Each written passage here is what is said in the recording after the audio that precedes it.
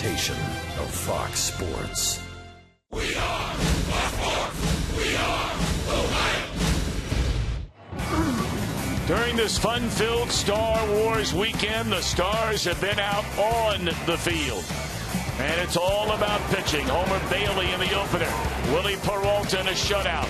And Johnny Cueto spectacular last night. The Reds' bats have come alive in 2 of these 3 games.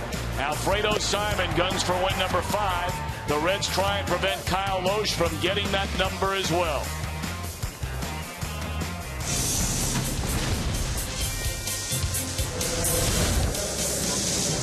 It is a glorious weather day in downtown Cincinnati. And the Reds are trying to make it 3 out of 4 as they take on the Milwaukee Brewers, coming off a great outing from Cueto here last night.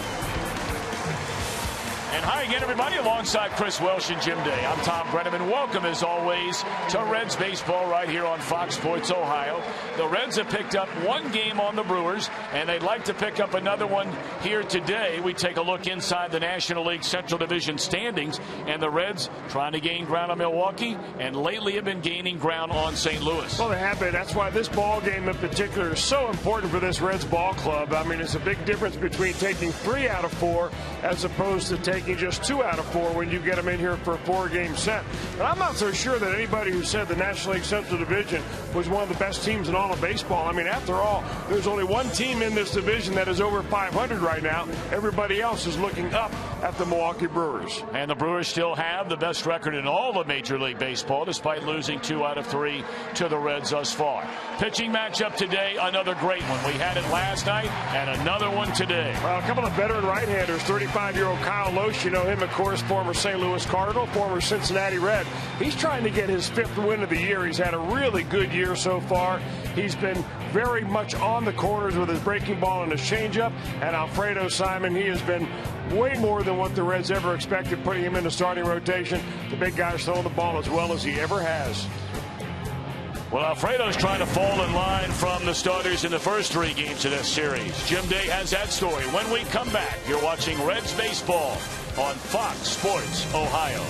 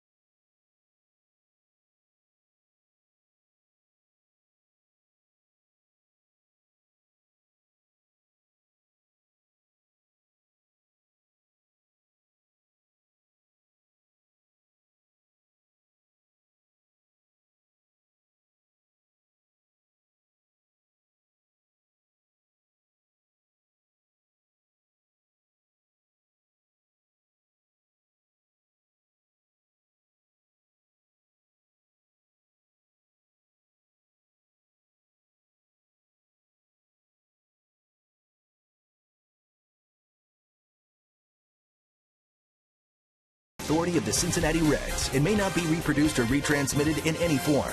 And the accounts and descriptions of this game may not be disseminated without the express written consent of the Cincinnati Reds. Baseball weather has finally arrived at GABP. 75 degrees and gorgeous as the Reds and Brewers close down a 4-game set. Jim Day with you on the field, and I tell you what, the mark of a good team, obviously, you win with pitching and you win with defense. Best defensive club in the league right now, and the Reds pitching over the last 3 games, there's a reason they've taken 2 out of the first 3 games. You look at it, the starters have gone 8 innings each time out. Bailey turned it over to Broxton, Leake turned it over to Andrusic, and Cueto, masterful last night, turned it over to LeCure. Over the long haul, this will also rest your bullpen. Manager Brian Price obviously likes these numbers. This early in the season to get the type of production performance on a fairly consistent basis from a rotation has been big, and the offset to that, of course, is that you get some relievers that might go 5 or 7 days without seeing game action, but they'll be hoping for that at certain points in time during the season when we use them quite a bit more. And Brian Price and his Reds will go after a rare 3 out of 4 game series victory. These 4 gamers, toughest to win. Pretty good pitching matchup. Series for the taking for the Reds. Loesch versus Simon. Tom and Chris are up next with all the play-by-play action of Reds baseball on Fox Sports Ohio.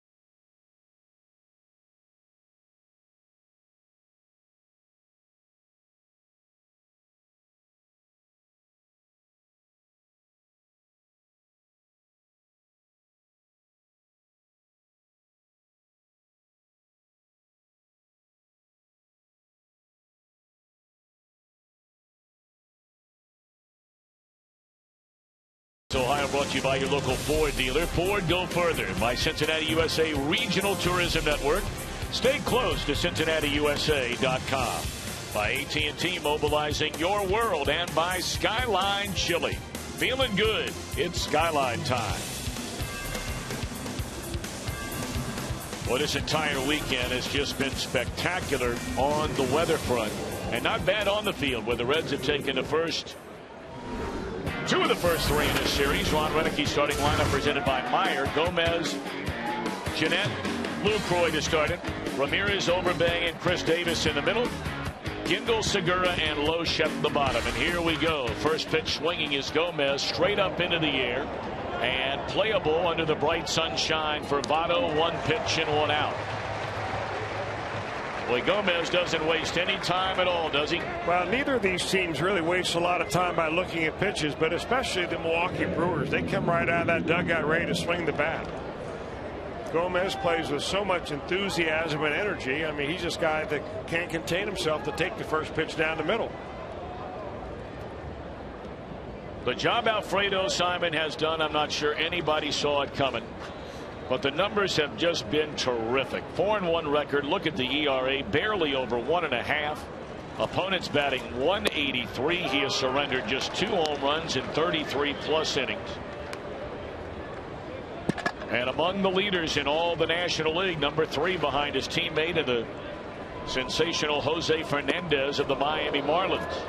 1-1 on Scooter Gennett. What a great pitch right there. I mean, not enough to wake a guy up. It wasn't up around his neck or anything like that where you think you're out there being a headhunter. But I mean, he holds it a little bit long, probably not intentional, but Gennett gets out of the way, and it's, I guarantee you, in the back of his mind.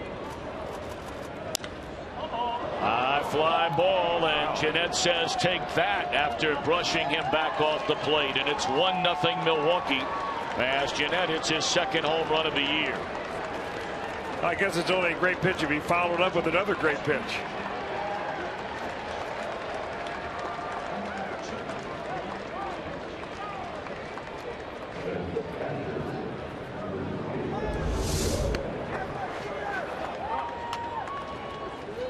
Down and in, and to right field is probably the only place that Scooter Gennett has home run power, but he gets that enough to get it out of here and put the Brewers on top. Only the 3rd home run that Alfredo Simon has given up. Now Jonathan Lucroy, the Milwaukee catcher, at .299, a home run and 8 runs batted in. He has 11 doubles on the year. He had a quiet game last night. 3 hits in game 2, but 0 for 4 against Johnny Cueto and Sam LeCure. 1-1 to Lucroy. Of course, Alfredo Simon, what with the knee surgery early in spring training to Matt Latos, and of course Latos was coming back from a cleanup job on his right elbow going into spring training, as that is a broken bat flare into right field, a base hit. Ryan Price decided to have Alfredo Simon begin spring training as a starting pitcher just in case, and that has turned out to be a brilliant move for the Reds. Well, you're right about that, but it was also a move that was pretty well anticipated, because if you look around and look at the depth that the Reds had coming into the major league camp as non-roster players, and the prospects that are major league ready in the minor leagues right now on their way up, they're rather thin. I mean, the best pitching prospects are down at AA right now, so that's why Simon got that look early on, because they figured by far he was the best candidate if they needed somebody extra, and he's really filled in.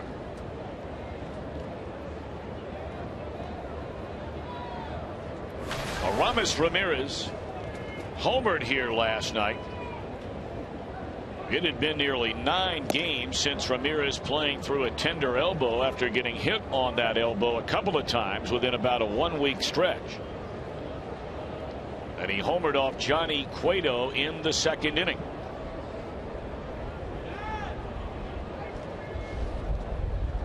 Two 2-0 on Ramirez. And there's ball 3.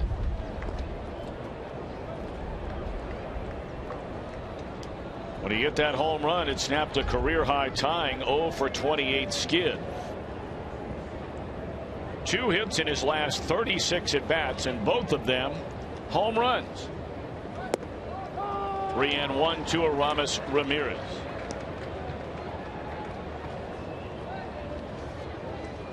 We were talking for a little while the other night about Ramirez and the career numbers that he has put together, and it certainly doesn't look like his career is anywhere close to being over. In the history of baseball, he has the 7th most home runs at the 3rd base position. 355 of them. And this was 355. Brought up last night that Ramirez has more home runs against Johnny Cueto than Johnny is allowed to any other batter during his career. That was number 5. 3-2. Runner going. In the air and playable for Joey Votto in foul ground. 2 are out. Let's take a look at the Reds on defense, presented by your Ford dealers for this Sunday afternoon. And certainly in center field, the first career start as a Red after he made his first appearance as a Red late in the game last night. Skip Schumacher out there in center field. Jay Bruce nursing a tender knee. He was originally in the starting lineup and then was replaced about an hour and a half before game time by Chris Heisey.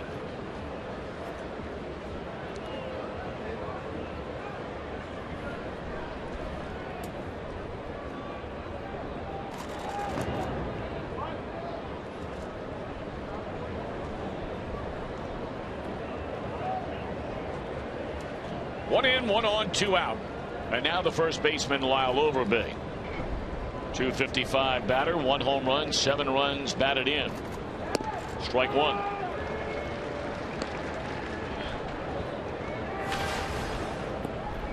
Overbay spent all of last year playing for the New York Yankees. Put together his best seasons, his first go around with Milwaukee, and then a number of years as the everyday first baseman in Toronto. And it's 0-2.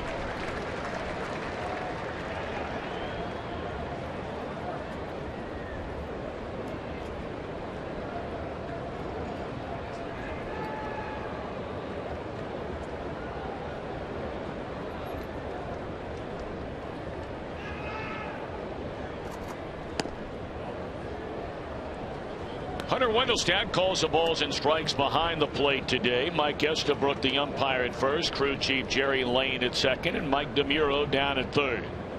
Just underway, a 1-out solo home run by Scooter Gennett has put Milwaukee in front 1-0. Luke Croy over at first with 2 away, and a ball and 2 strikes to Overbay. Frazier will get the force play, and that'll end the inning. But Gennett plays long ball. So now the Reds try and solve Kyle Loesch trailing 1-0.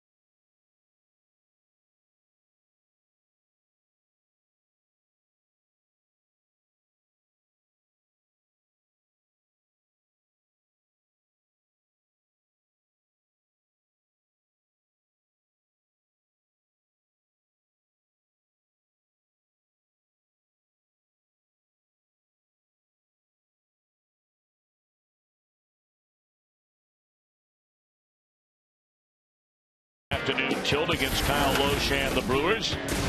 Skip Schumacher, Joey Votto, Brandon Phillips. Brandon, a big night last night, had 3 hits, scored a couple of runs. Chris Heisey in a cleanup spot for Jay Bruce. Todd Frazier at third, Ryan Ludwig in left. The red-hot Pena behind the plate, Cozart at short, Alfredo Simon on the mound. And a one-time Red at my oh my after he left here and eventually landed in St. Louis.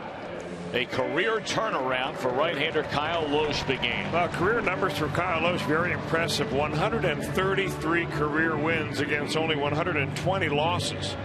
And a multi-year deal here. He's making start number 370 in his major league career. And he seems to be getting better and better with age. 6 starts this year, 5 of those quality starts here for the Brewers. Skip Schumacher makes his first plate appearance as a Cincinnati Red. He came on defensively late in the game last night. Career .285 batter is Schumacher, and he looks at a strike.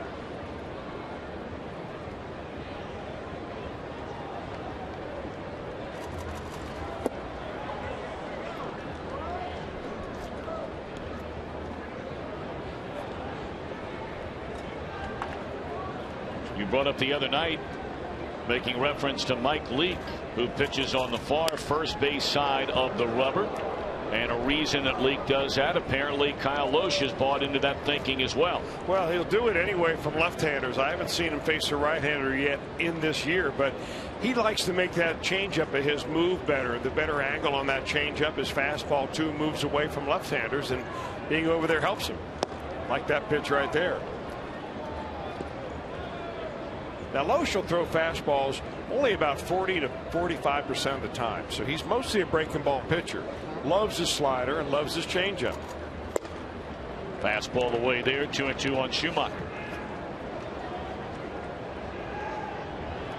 When Kyle Loesch was with the Reds, you know, you could almost tell early on whether he was going to have a good game or not just by looking at the radar gun. Lined hard into left field, and that nearly sailed over the head of Davis, playing very shallow in left, but perfectly placed for that hard hit ball by Schumacher. Runs the count to 2-2, gets a fastball up and takes it the other way. Very much like what you're going to see out of Skip Schumacher, hitting the ball where it's pitched. But Loesch used to have to be a pitcher that would have his good stuff that day in order for him to win. All of a sudden he went on left here, went to St. Louis. He got under the tutelage of Dave Duncan, and he turned him into a sinker ball pitcher. And his ground ball rate went something like from 45% to nearly 60%, seemingly overnight, and that reinvented Kyle Loesch. Joey Votto down strike one, his average at 269, 4 home runs and 10 runs batted in. Well, the Reds need the middle part of this order to start to really kick it into a different gear from where we've seen over the first month. Votto, you go back to the 18th of April. As there's a hard hit ball that just eats up Jeanette, and Votto will beat the throw. Couple of hard hit balls to begin this game, and that one a base hit for Votto. Well, Votto's got to be happy that finally he hits the ball hard and has something to show for it. I mean, his batting average is downward than where you'd expect it, but he's actually hitting the ball pretty hard lately. He was robbed of a home run here in the first night by Carlos Gomez going over the center field fence, and a couple of balls hard last night, including a line drive to left field. Nearly went out of the ballpark yesterday in left field. So you keep hitting it hard, it'll fall in for you. Talk about Brandon Phillips. He had the 3-hit night last night. Phillips was retired his first time up, and then had single run scored, single double run scored.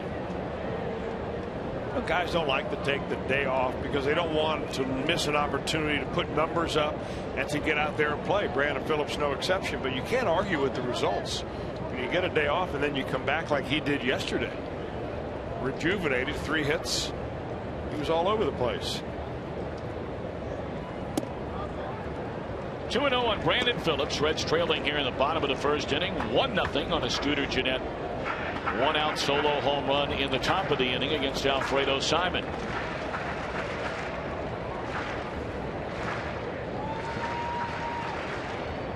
So rare to have a Sunday afternoon game start this late in the day.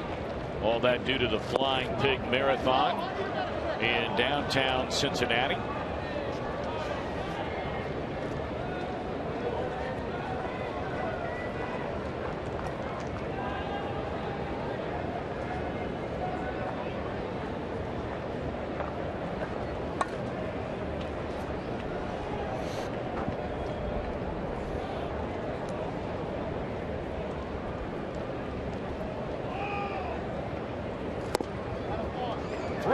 Brandon.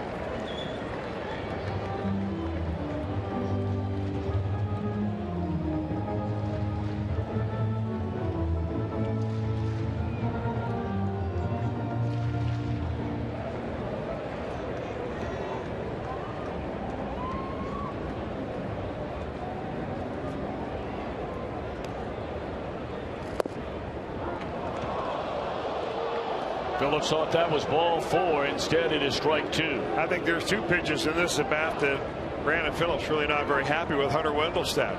First one was a check swing. He wanted to get checked down at first base rather than the home plate umpire call it. Our Fox Tracks has that at the bottom of the zone as a strike. looked awfully low. Lowe's just not walked many.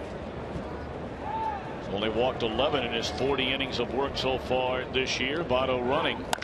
And a ground ball to short. They'll easily turn the double play here, and that's all for the Reds in the opening inning. One hit, none left. 1-0 Milwaukee, end of one.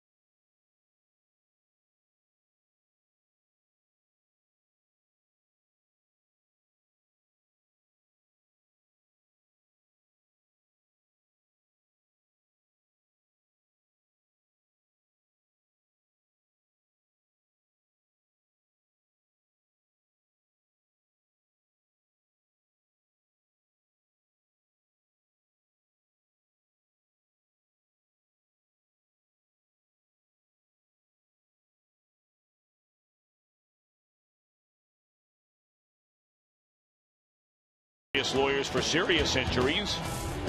Call 1-800-ELK-OHIO. Bringing them home. Take a look at the team leaders in runs batted in. Todd Frazier leading the way with 16. Of course, Devin Mesoraco's played not even half the number of games as everybody else on the team, and he's tied for the third most.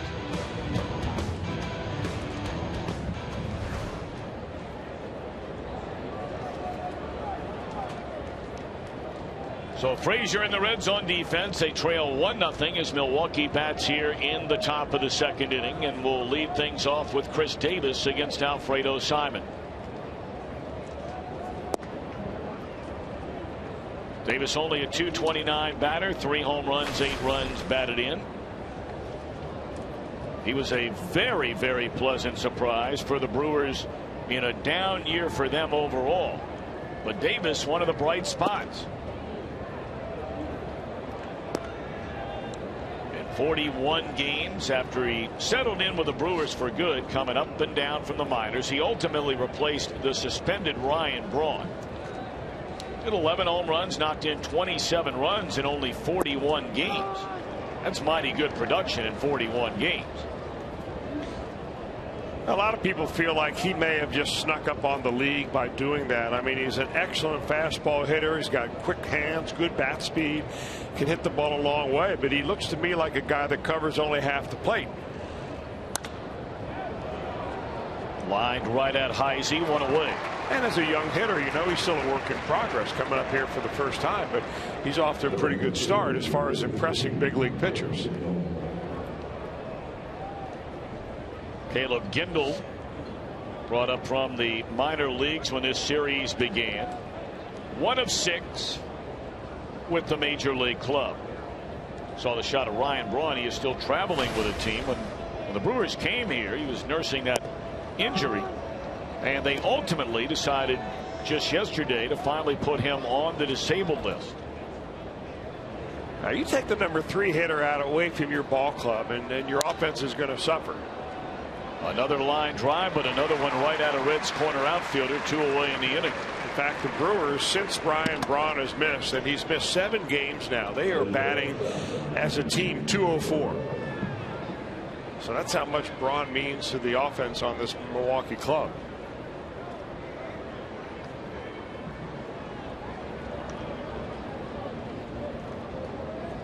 Gene Segura inserted back into the starting lineup when the Brewers arrived here after Braun swinging the bat on the top step of the Brewers dugout last Saturday.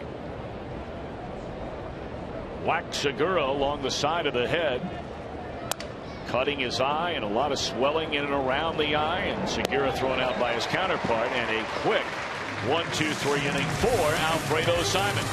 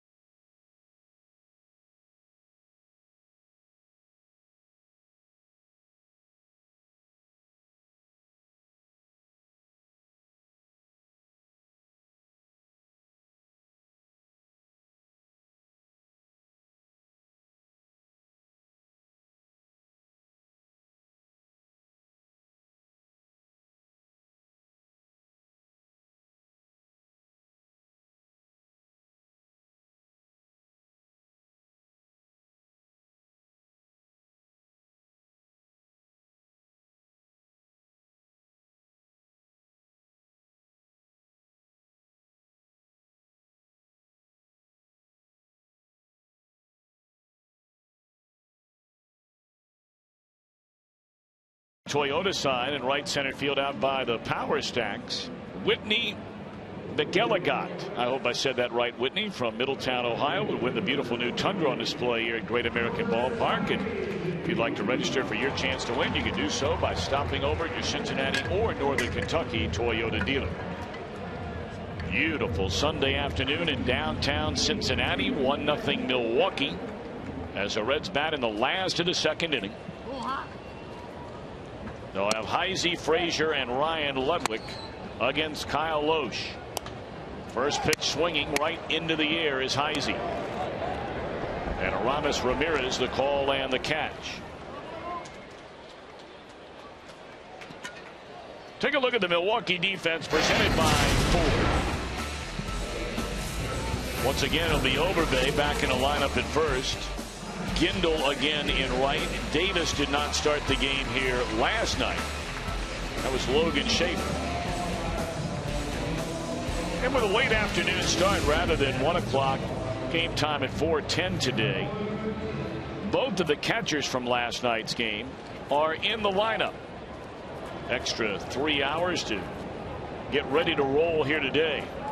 I think both of these teams understand while it's not the end of the world if you win or lose today. But it certainly is a statement game for the Reds. Milwaukee comes flying high off of 2 out of 3 over the Cardinals despite all their injuries. 0-1 pitch straight in the air once more, and Gomez will handle this one 2 away. And even with Ryan Braun out, Reds would love to find a way to make it 3 wins in 4 games. Well, from the Reds standpoint, I mean, it's not all that often that you get the first place team in your home ballpark. And you've won 2 out of 3. You've got a little momentum going. You've got one of your pitchers that have been really good on the mound. And this is a game that you're really going to try to win.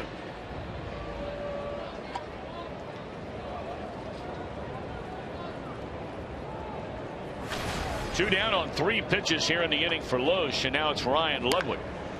And that is a foul ball. He's up there, first pitch swinging as well. Well, they figure they're going to get a lot of strikes from Kyle Loesch. He's got an off-the-charts type strikeout-to-walk ratio, which is 7 strikeouts for every walk that he gives up. So he's around the plate, And your best shot at getting a fastball is probably early in the count rather than later in the count. So that's why you ought to be ready to swing.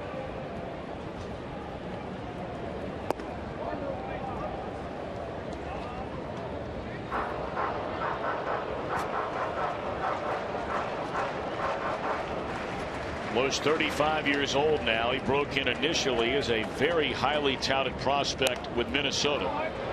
And swung on and fouled out of play. He was originally a Chicago Cub. And they didn't select him in 1996 until the 29th round. But then a huge deal. Because by 99, it gives you an idea of how highly thought of he was after 3 really good years in the minor leagues. First with the Cubs, and then the deal in exchange for Rick Aguilera and Scott Downs. That was a deal where the Cubs felt they were on their way to the postseason and they needed help in the bullpen.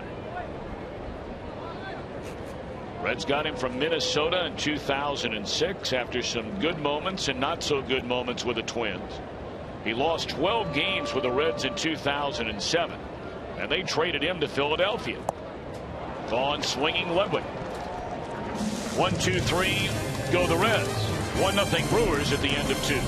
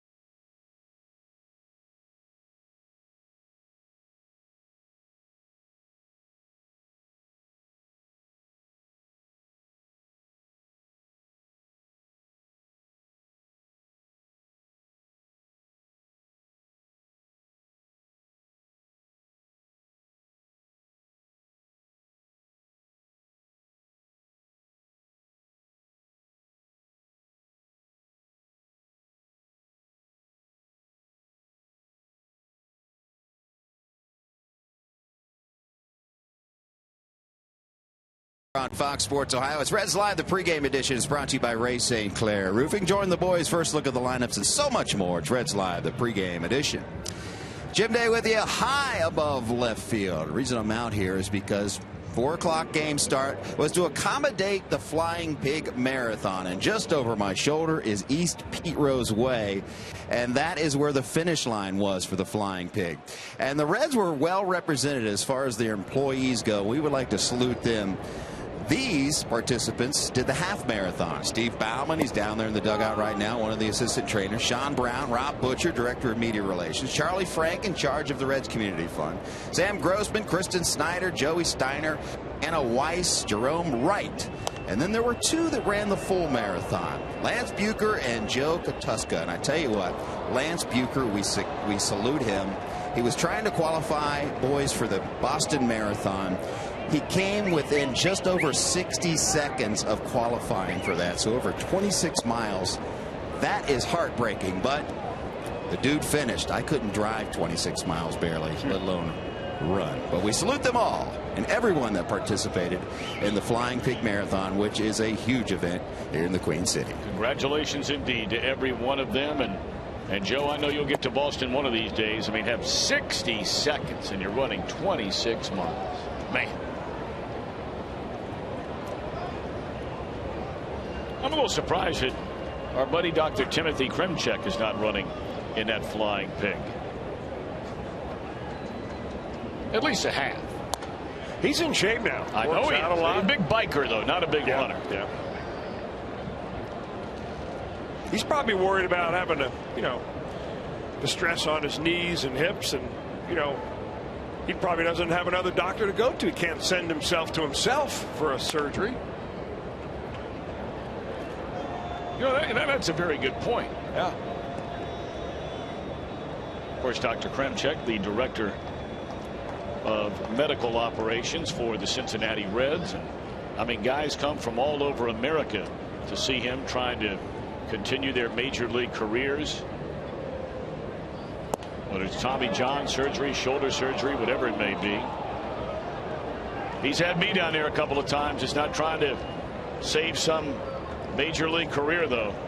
Well, you need to go down on Tuesday. That's when he's got the best deal going. Really? Yeah, it's 2 for Tuesday. You do your shoulder, and you pick another body part.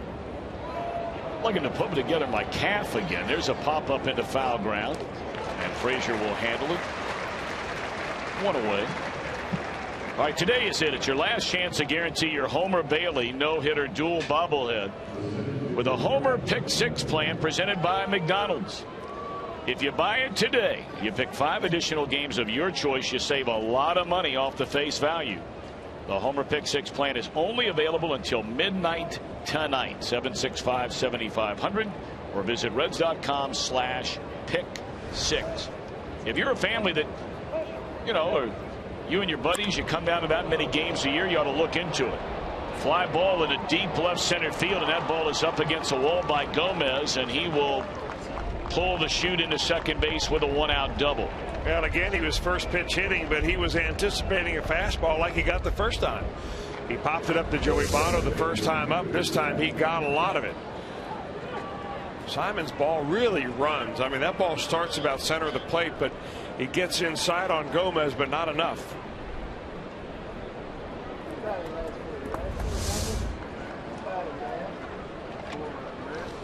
Gomez, an all-star for the first time in his career a season ago, and he is off to a great start here in 2014. Among all leadoff batters in Major League Baseball, it is hard to find a category where he is not number 1 or number 2.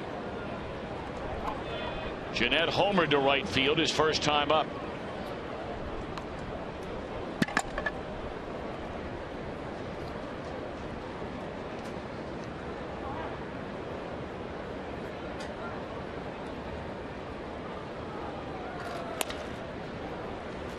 Pull to the right side. Gomez will advance 90 feet, but they're 2 away in the inning.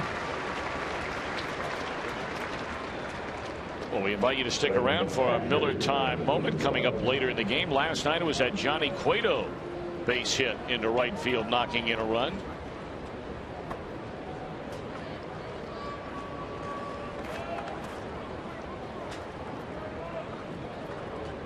Gomez at third. 2 are out in the third for Jonathan Lucroy. He broke his back, dumping one over the head of Brandon Phillips in right center field in the first inning.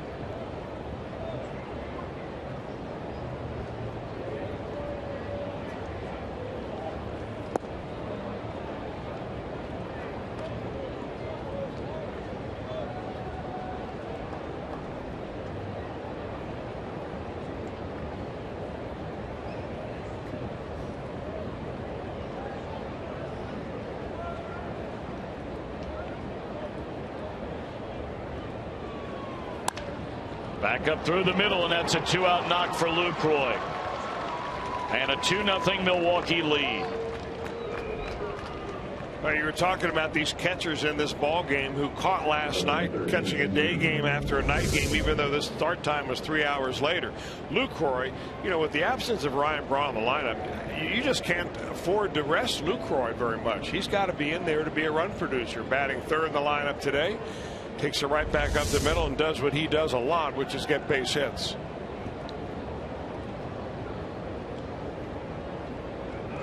So now the inning continues for Aramis Ramirez. He fouled out to Joey Votto his first time up, and down strike 1 here.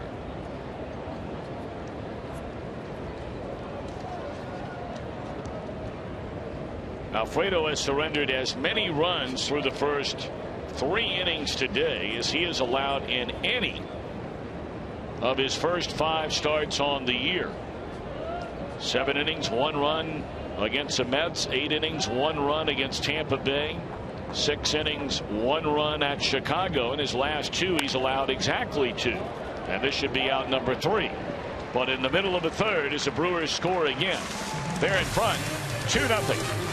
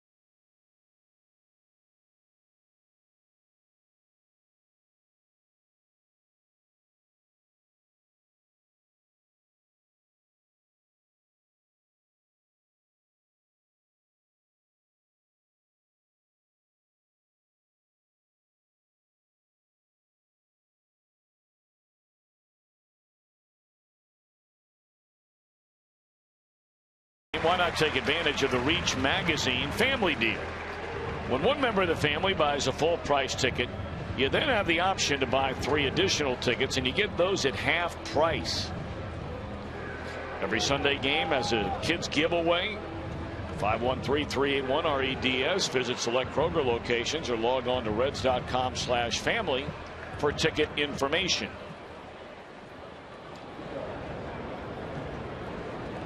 Brewers a single run in the first, another in the 3rd. The Reds bat in the bottom of the inning, trailing 2-0. Now Loesch has allowed 1 hit, and now he's allowed another hit and a run. If it stays fair, goodbye.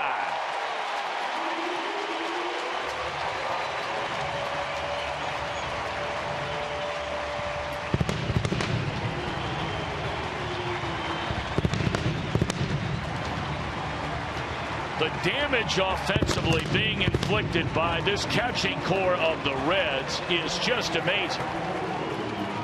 Pena, his 3rd home run. And this one a no-doubter. I mean, it went all the way over the bullpen area into the bow tie bar.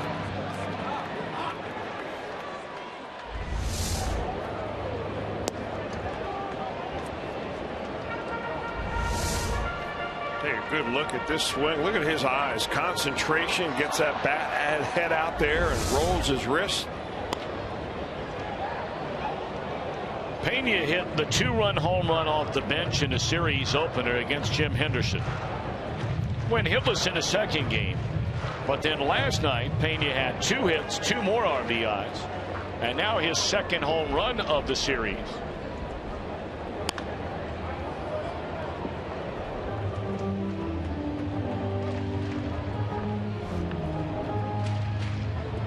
So you have Mesoraco, who knocked in 13 runs in 13 games. You have Pena now with 8 runs batted in. Tack on 1 from Tucker Barnhart as Cozart hammers 1 into left field, a base hit.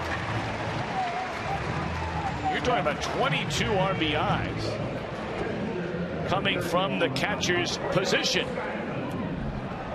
And really, the catcher's position has consistently been down around the number 6, 7, or 8 spot in the lineup. I don't think there's any more sneaking up on him from down there. The word is out on the Reds catchers.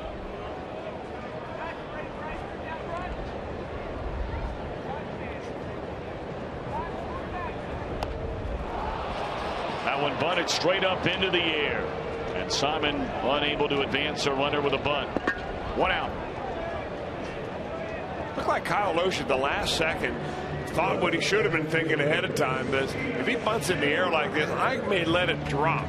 Make believe I'm going to catch it, then let it drop without touching it, and then make Alfredo Simon run the bases. Watch Lohse at the very end of this. He calls it, and he catches it way down. He just realizes, oh, Cozart is back standing on first base. It would have been an easy force play down, or maybe even a double play, the way Simon was kind of jogging down the line with a bat in his hand. All right, now Schumacher making his first start as a Red and his first at bat in a line drive right at the left fielder Chris Davis. And a breaking ball, and his first pitch is in the dirt. 1-0 to Skip Schumacher.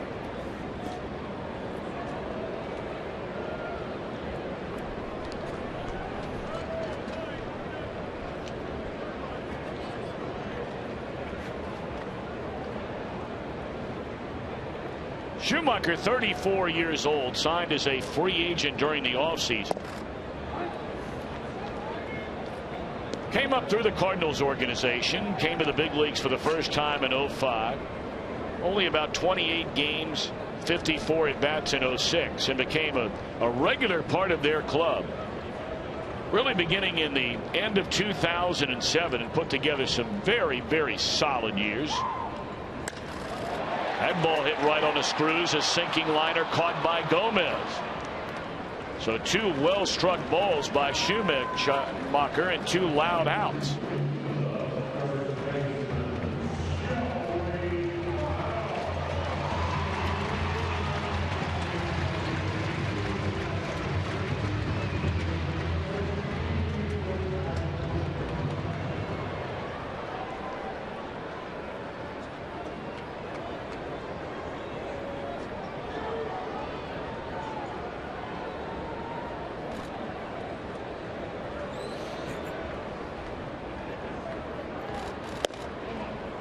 Votto takes outside, ball 1. We were starting to talk about in Votto's first at bat the middle part of this batting order. We showed you the club leaders in runs batted in. Votto has 10 of them on the year. 9 of them came in the first 2.5 weeks of the season. And it really wasn't long after that when he was shifted from the number 3 spot to the 2nd spot. So you're not going to get as many RBI opportunities when you're batting second. I think what Brian Price is trying to do is capitalize on the strengths of Joey Votto, which is getting on base rather than driving guys in. Votto hit the ball very hard. It went for a base hit on a ball that just chewed up Jeanette at second base in the first inning. 2-1 to Votto.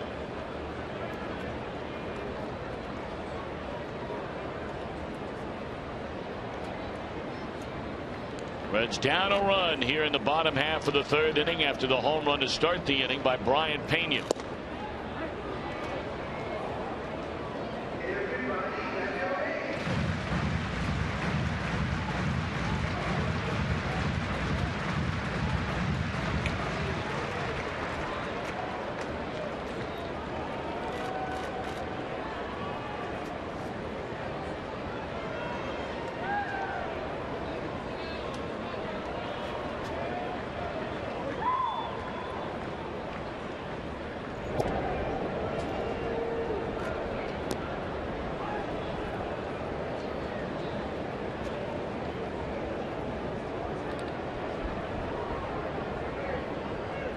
Two and two to Joey Votto. Cozart being held on over there at first by Overbay. And now the break-even pitch is hit hard into left field, tailing away from Davis, but he'll run it down, and that'll end the inning. A home run by Pena, his 2nd of the series, gets the Reds on the board and cuts a 2-0 lead in half.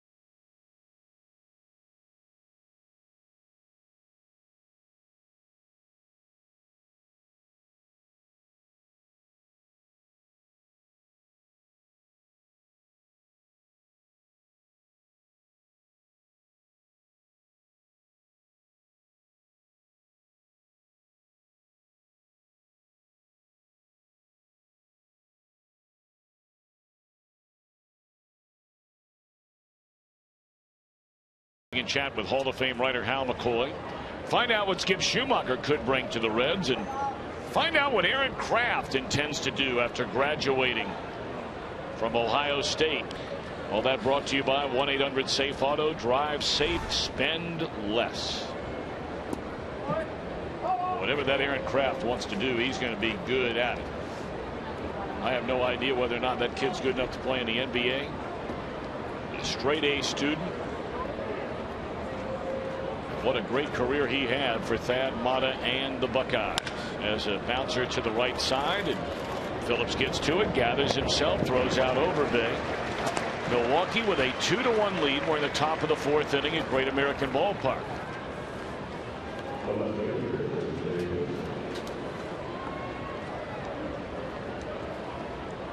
Another big crowd on hand here today. We had over 38,000 last night. Big Star Wars weekend, lots of giveaways again today. Star Wars t-shirts last night, Star Wars posters on this Sunday afternoon. And I bet a lot of folks with this 4:10 start time, they looked outside, they got outside, saw what a beautiful day it was, did whatever it is they do on Sunday morning, go to church or have brunch or whatever they may be, just relax and take it easy, and thought, well, why not come down to the ballpark? Great day for it.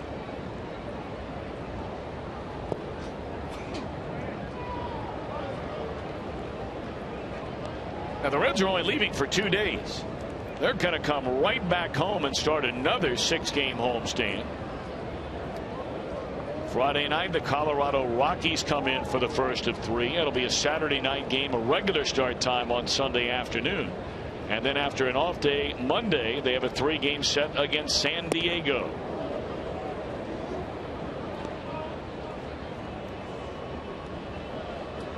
(3-0) on Chris Davis.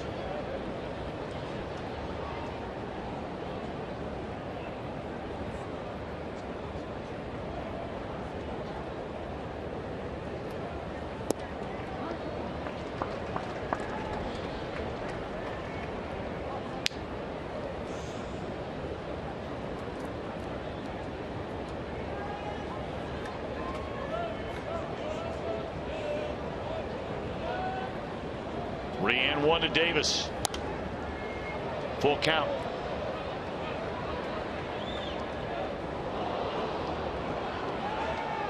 Well, what a great thrill it will be to visit Fenway Park in Boston. Granted, not long enough, as you brought up last night, Chris, but nonetheless 2 days taking on the Red Sox. Over Bailey and Mike Leake will get the ball at Fenway Park. That ball driven hard into right center field, and it is 3-1 Milwaukee. Boy, Davis has hit 2 rockets in this game. One of them caught by Heisey, and this one caught in the stands. Yeah, the whole at bat was really predicated on the fact that Alfredo Simon got down to Davis 3-0. And he came right back to him 3-0. A strike, 3-1, a strike, a foul ball, and they came right back with another fastball. And Davis has seen so many fastballs in this at bat, he was ready for it. Well, he generates a lot of bat speed.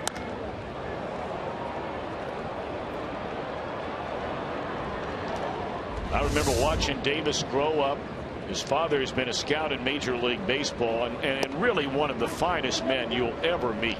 I mean, his mom and dad, as fine of folks as there are anywhere, out in Phoenix, Arizona. And Dad would bring him around the ballpark all the years I was working for the Diamondbacks. And just a very, very delightful family. It's hard to believe watching a kid, and there have been others around here. We know about all the great players that have come out of Cincinnati. Ground ball to Votto, and he'll feed the covering Simon for out number 2 in the inning. It's now time for your tweet of a photo using hashtag #OhioFanPhoto, and you'll have a chance to have it shown during an upcoming telecast. It's brought to you by AT&T.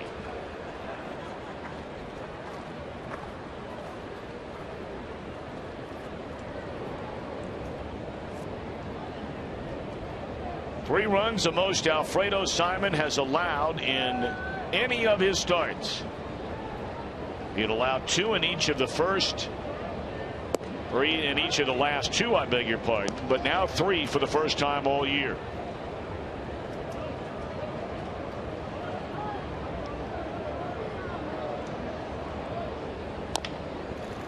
Do or die play here for Frazier.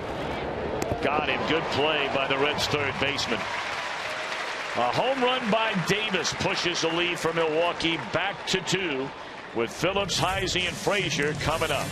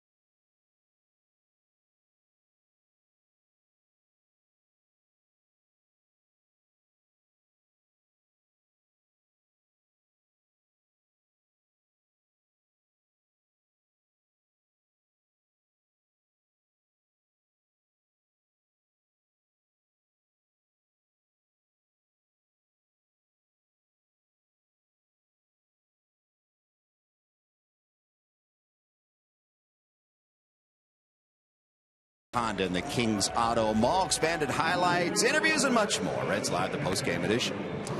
Gym day out here in Wright, and we want to salute the troops anytime we can. And salute Jay Bruce for a program he's got going on called Bruce's Battalion. For every Sunday home game, Jay Bruce provides tickets to military members and their families to come in here free. They also get custom-made hats, which they're actually getting ready to pass out right now. Can I see one of those? Those things are very, very nice. Military-style hats. They also get some food vouchers. It's a terrific program. And we've got about 20 people here from Wright-Patterson Air Force Base. And let's get this gentleman to stand up because he is with the USMC. Identify yourself. I'm First Sergeant Adam Brown. How cool is it, this program, that you guys are able to come out here and get taken care of? It's nice. It's something we get to do with our families as a group, and good team building as well. So got about 20 here, right? Yes, we do. Wright-Patterson Air Force Base. How about a little shout out to people watching today? Thanks for everything, and go Reds. Nothing better than that, Tom. Bruce's Battalion is actually a program started by Aaron Harang, who's from a military city of San Diego, and Jay Bruce took it over, and kudos to him. Kudos to him indeed, and to all those who serve, that have served, are serving, those that will serve in the United States military. We can't thank you enough for your service. That ball is clubbed down the left field line. It will roll to the wall, and Brandon Phillips with a stand-up double to begin the Reds' fourth inning, trailing 3-1.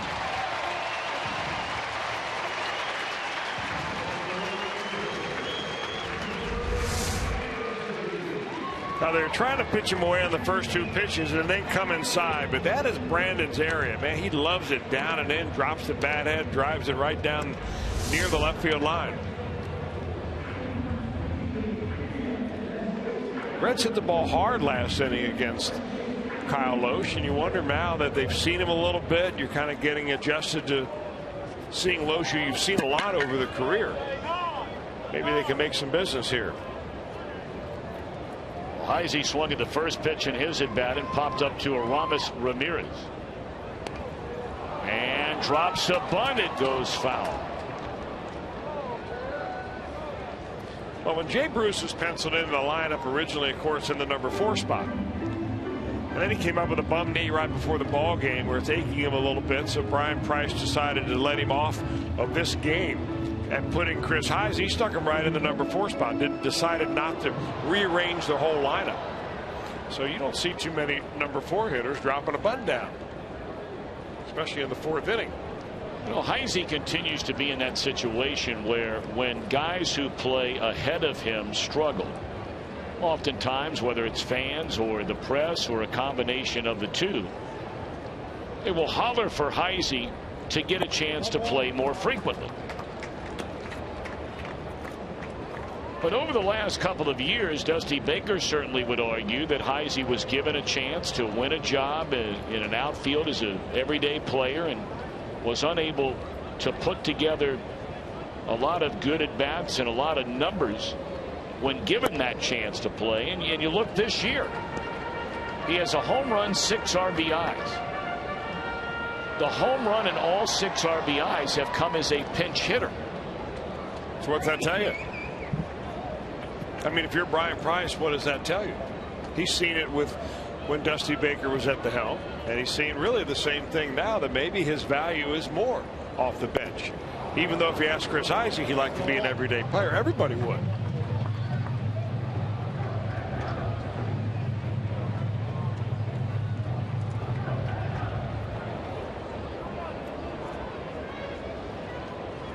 Two and two on Heise. Phillips a double out at second base to begin this inning and a bluff throw back that way.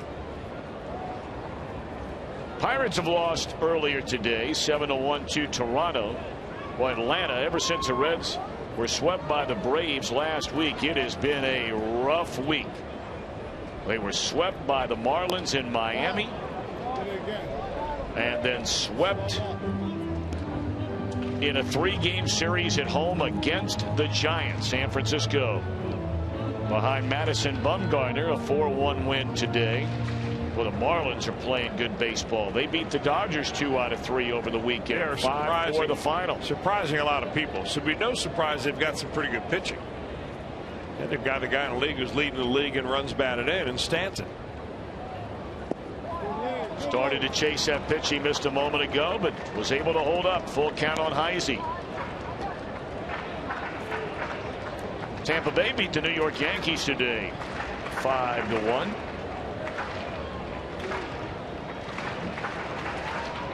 The Cardinals and the Cubs will play later tonight, and the Cubs are going for the 3-game weekend sweep after the shutout of St. Louis 3-0 yesterday. Ball hit off the end of the bat,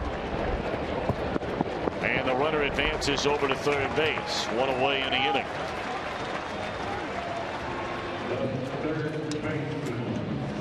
We talked about Todd Frazier and how his bat has started to heat up of late. He's our steel power tool performer. Take a look at the numbers. Not only batting average, extra base hits, OPS, RBIs for Frazier, and a chance here with a runner at third and 1 out to add to those solid numbers. He's already made a really nice play in the field too.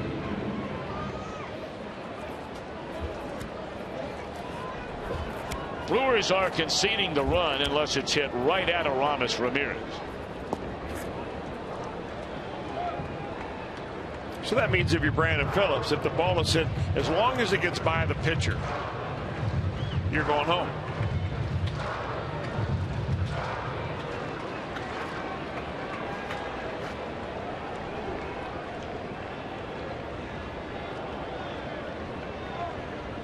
Frazier representing the tying run. And it's 2 balls and no strikes with Ludwig waiting in the on-deck circle. Brandon Phillips at third base and 1 out.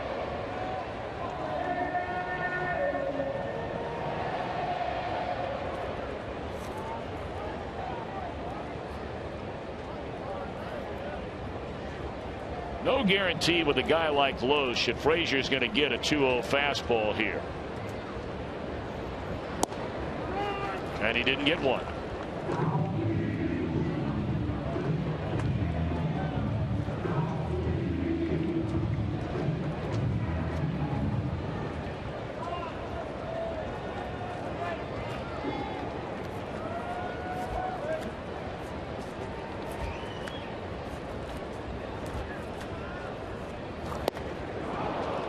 2-2. Well, he's tried to, go ahead, Chris. He's tried to throw that same pitch in the same spot nearly every pitch, all 4 pitches in this at bat. I mean, he wants to go right down there with it, and when he gets it there, that's the one that Todd Frazier oftentimes pull off of. I mean, but that's a tough pitch to hit. Down and away on the block, slider moving away from you.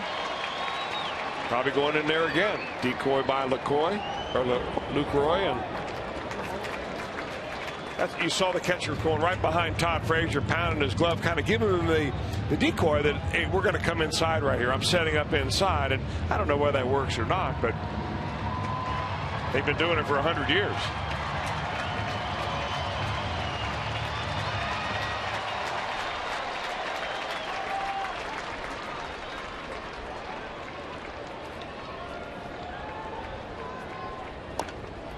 Six sliders in a row. Frazier barely getting the end of his bat onto that one to stay alive.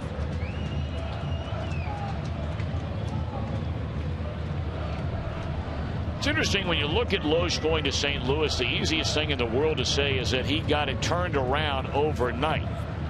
And it looked that way initially when after a subpar 2007 with the Reds in Philadelphia. In 2008, he won 15 games with an ERA at 3.7. But over the next 2 years, he did not pitch well and suffered through a number of injuries. But boy, you started 2011. His last 2 years with the Cardinals, he won 30 games and lost only 11. And then a solid year, his first as a Brewer last season.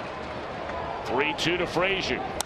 And that ball is in the air to right center field. It's going to be caught, but good enough to drive in the run. 3-2 ball game. Good at bat there by Frazier.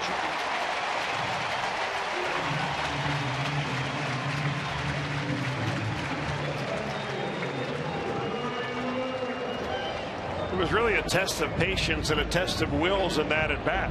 Loesch kept firing that slider down and away, and who was going to give up first is the question. Was Loesch finally going to throw a strike that Frazier can handle here? And Frazier gets one that's a little bit up, and he stays behind it, gets it in the air the other way and far enough to get that run batted in. And then on the ground, Ludwig thrown out by Segura, but the Reds get the run back. We go to the fifth. 3-2, Milwaukee in front.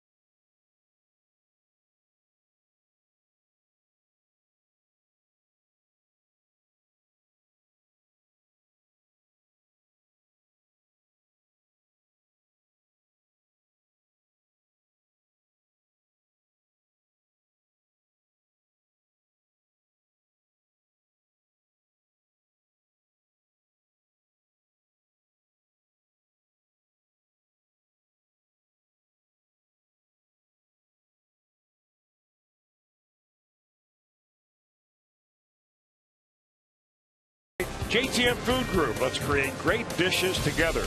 By Toyota. For over 30 years, Toyota offers. Visit buyatoyota.com. And go for the save on Wing Tuesdays at B-Dubs with specially priced wings all day. Buffalo Wild Wings, wings, beer, sports. Is that for my appearance on the pregame show in Atlanta last weekend? What was that? that you were kind enough to read the billboards there after I showed up on the pregame. It's the least I can do. You so carry me that every day, so I think it's the least I can do occasionally to. Well, we have a nice with the billboards. rhythm going here on that, so thank you.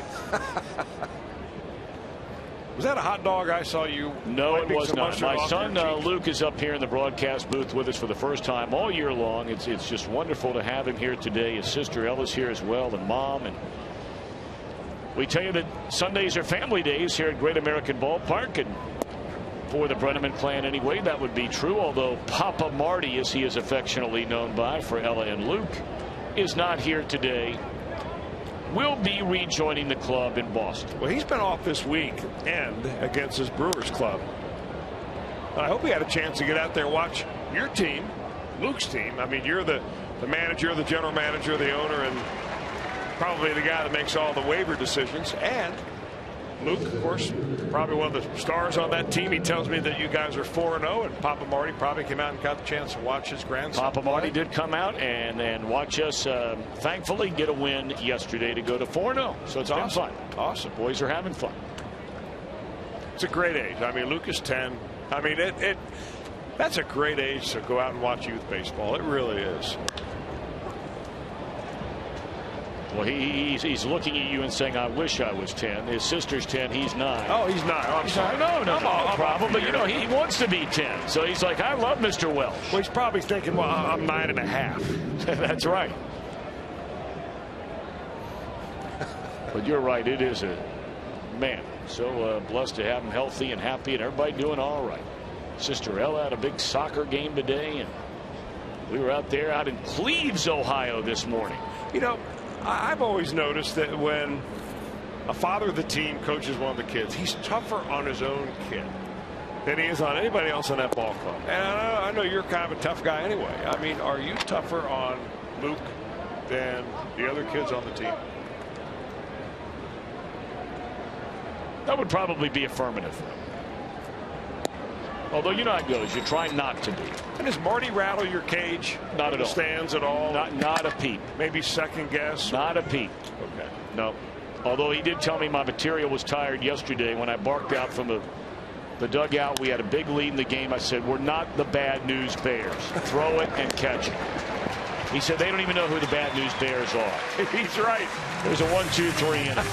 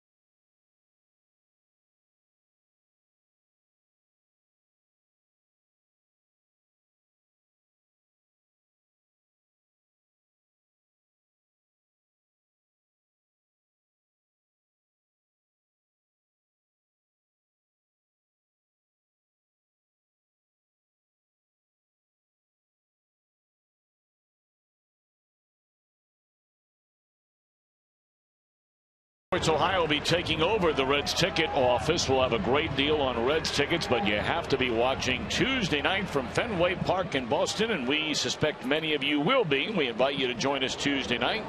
Reds Live will get underway at 6:30, and our game coverage starts at 7 o'clock. 7:10 first pitches both games on Tuesday and Wednesday nights from Boston. Pena homered. His only time up today, way back in right field. And it's 1 ball and 1 strike to Brian Pena. The Reds down a run, batting here in the 5th.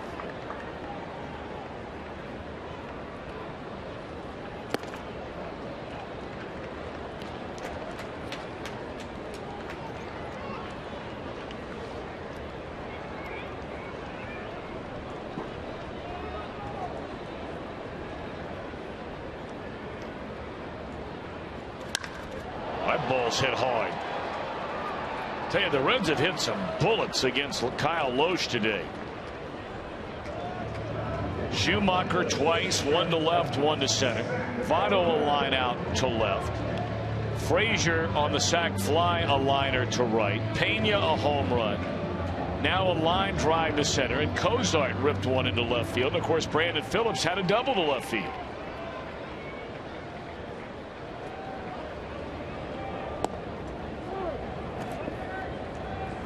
I don't know if somebody was just getting some throwing in that Milwaukee bullpen, or whether there might be something going on with Kyle Loesch, but they did have action down there very briefly a short while ago.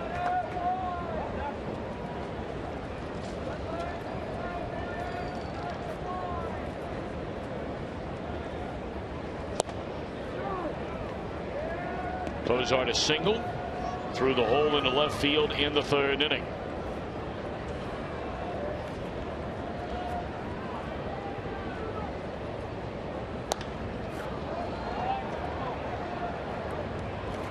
Well, if you look up and down the Reds lineup and look at the matchups against Kyle Loesch, you know, there's only a couple of guys that have really had any kind of measure of success against Loesch. One being Jay Bruce, not in the lineup because of a sore knee. The other being Joey Votto. So anything you can get off of Loesch now is something different than what you normally get. Cozart chases that breaking ball down and away from him, and that's strikeout number 2 in the game for Loesch. Told you the Reds coming home on Friday night, so start your weekend off with a bang. The Reds take on the Colorado Rockies, and after the game, of course, we'll have our spectacular post-game fireworks show presented by Klosterman Baking Company.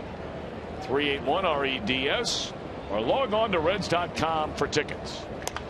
Alfredo dribbles one back up through the middle, and Segura will throw him out to end the inning. 1, 2, 3 for the Reds. End of 5. The Brewers in front by a run.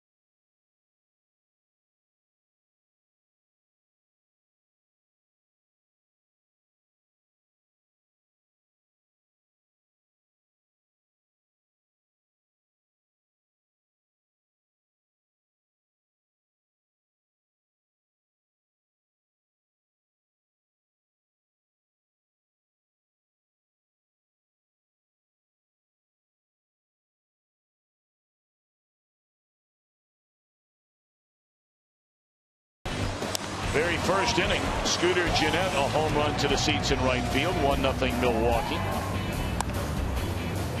They would go ahead 2-0 on a 2-out run scoring single by Jonathan Lucroy. That came in the 3rd. But in the bottom of the inning, Brian Pena made it a one-run game with a home run to right, his second of this series. Chris Davis pushed the lead back to 2 with an opposite field blast to right center. And then Brandon Phillips led off the bottom of the 4th inning with a double, a sac fly by Todd Frazier, and you're up to speed, a 3-2 ball game with Milwaukee in front. And we've got some big league pitchers and big league hitters that have rolled into the broadcast booth here. All of a sudden, this broadcast booth looks kind of small. I feel really small. Well, you know, it was a big day here at the ballpark anyway when the Reds honored the 3rd annual Reds Futures High School Showcase. They had a big parade down on the field. 72 of the top teams around the region came down here to participate in the parade. They're watching the game from upstairs here. And, yeah, boy, the places that these high schools got to play in, just amazing what the Reds have done. Here's a lineup of the MVPs of the games that have been played. Each team plays in a game, and they pick an MVP from that game. And they get honored on the field. Walt Jocketty was out there, and Brian Price. Billy Hamilton went out to shake hands with everybody. It was really great. But they get to play at University of Cincinnati's Martin Schott Stadium, up at Miami University, Northern Kentucky, Crosley Field in Blue Ash, Nebraska Park in Mason, great place to play, and the MLB Urban Youth Academy at Roselawn.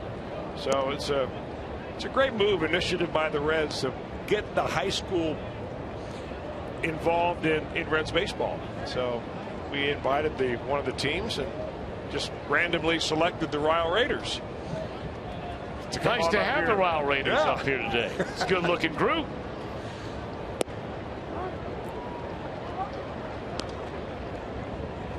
I just can't believe, you know, my guys are so young. I mean, Luke here at 9, our daughter 10. But look at the size of these guys. I mean, they've grown big nowadays, don't they? It's amazing. Luke, I wanted to set up a little game between you guys and the Raiders. What do you think? I don't know. Our pitching's pretty good. Our offense might be a little short. Well, good pitching stops good hitting, no doubt about it. But it's great to have them up here. The Raiders, of course, are coached by Pat Rosel, and having a good year, having a really fun year. Now, when do the playoffs get started over there in Northern Kentucky? I'd imagine it's the same as in Ohio, probably a couple weeks. A couple weeks from now, yeah. Right. So they've got still some time to play some regular games and then get tuned up for their postseason play. It's nice to see, and I know Ryle had a chance to play a number of the big schools across the river, and you've seen more and more of that in the last number of years. I think that you guys beat one of the better teams in Cincinnati early in the year, Anderson High School. Yeah. And they played St. X, Moeller, they played right? Moeller, sure. So there's a lot more of that than there used to be. It's, you know, back in my day, it seemed like all the Kentucky schools stayed over here in Kentucky and played. The Cincinnati schools played each other, but now you're playing teams from all over the place. There are actually some high schools from Michigan that make a southern trip down to this area because it's 10 degrees warmer probably here in Cincinnati than it is up in upper Michigan. So you see some out-of-town schools like that. But what the Reds have done over the years to bring in high school sports, especially baseball here, it's really great. Well, it was really cool to see all those young folks having a chance to get out on the field here at the ballpark. Phillips will barehand the feed from Cozart, and that's a double play after a leadoff walk to Jonathan Lucroy. DP lane all the way. All you got to do is make sure you turn it fast enough, and that's why Brandon, if you watch Brandon on this play, he will watch that ball all the way into his hand. I know that, you know, there's a lot of high school kids here today, and they're going to see, hey, well, Brandon Phillips can barehand that double play. Why can't I barehand that double play? Don't even start.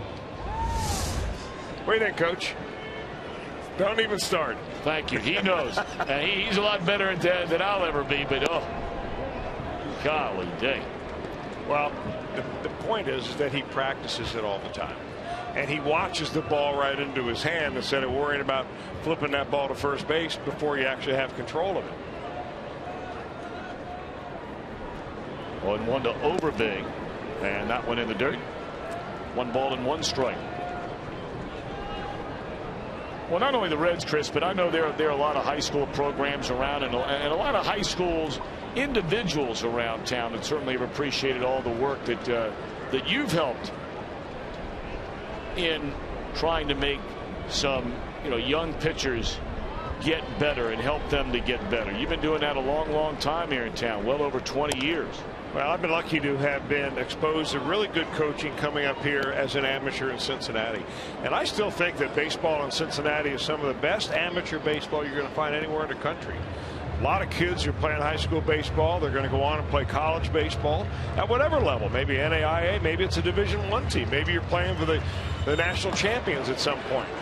But there's a dream out there lived by many, many of these young men, and it's good to have good coaching. You need it. Well, it certainly is nice to have the Rile Raiders with us up here, and we wish them nothing but the very, very best in the upcoming playoffs.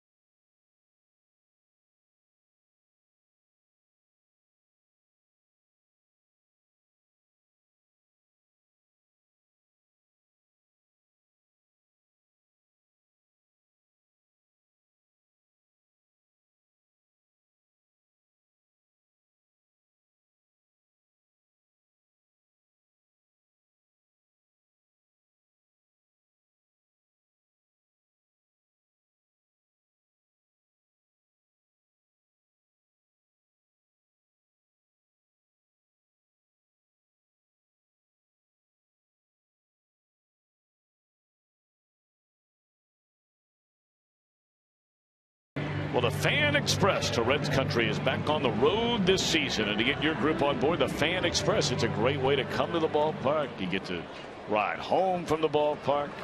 Call the Reds Group sales at 765-7600. A beautiful Sunday afternoon in Cincinnati in a big inning here. Last to the sixth, top of the order. Reds trailing the Milwaukee Brewers by a single run. Schumacher has hit the ball right on the nose twice. And this time a roller to the second baseman. One out.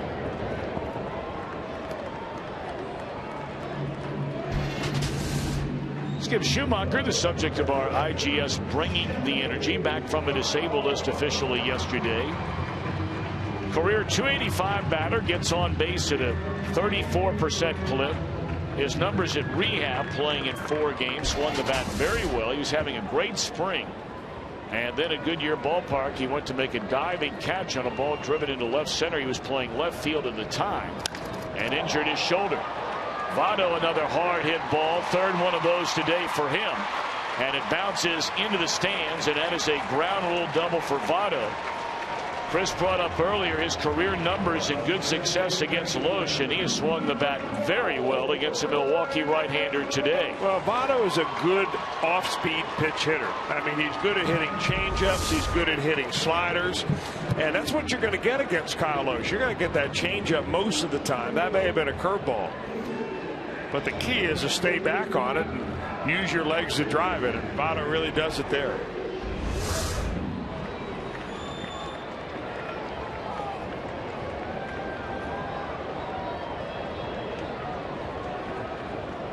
Now the Reds looking for a hit to tie this game, if not put them in front. Brandon Phillips bounced into a double play his first time up. He doubled leading off the 4th inning and scored after a ground ball by Heisey and a fly ball by Frazier.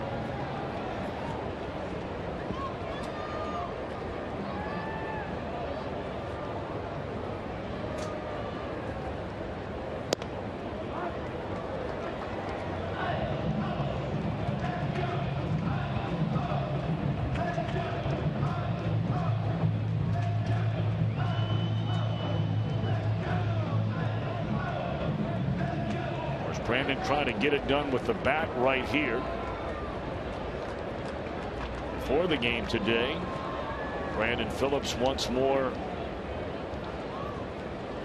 rewarded with a Rawlings Gold Glove Award. His 4th one. Well, those are nice, aren't they? All I have done is seen one.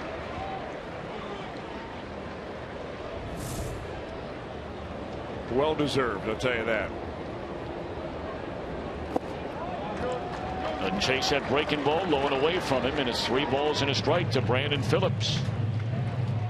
Of course, Brandon did not win that award and went to Darwin Barney in 2012. So I'm sure that maybe the one he won last year and was given today has a little bit of extra special meaning after getting it back.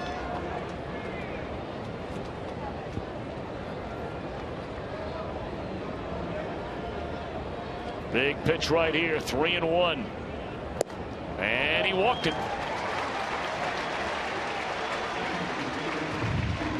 First walk of the game given up by Kyle Loesch. And if you're looking for the perfect Mother's Day gift, and don't forget that's 1 week from today, you can give her the gift of baseball, bring her to Great American Ballpark. Take advantage of the Reach Magazine family deal. Arrive early. The first 10,000 moms receive a Mother's Day cosmetic bag thanks to Biz and Oxidol. 513-381-REDS. Don't forget Mom. Do not do it. A week from today, Mother's Day.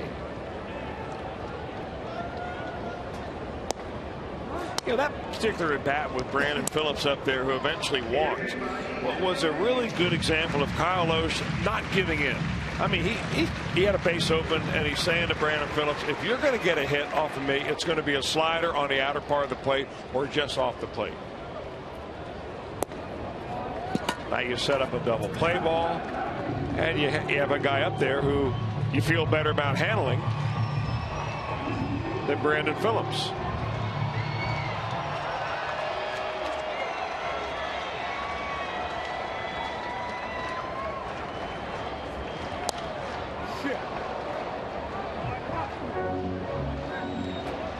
Well, if you're thinking about something on the ground of the infield, that pretty much is all Heisey has done the last 2 days. He literally has not hit a ball out of the infield. In now 3 consecutive games, he had an infield hit here on Friday night, struck out twice, had a ground out. 3 ground outs and a foul ball last night, mixed in a walk. And Heisey has popped to third and grounded out today. So trying to get that change right here and right now on a 1-2 pitch with 2 on and 1 out.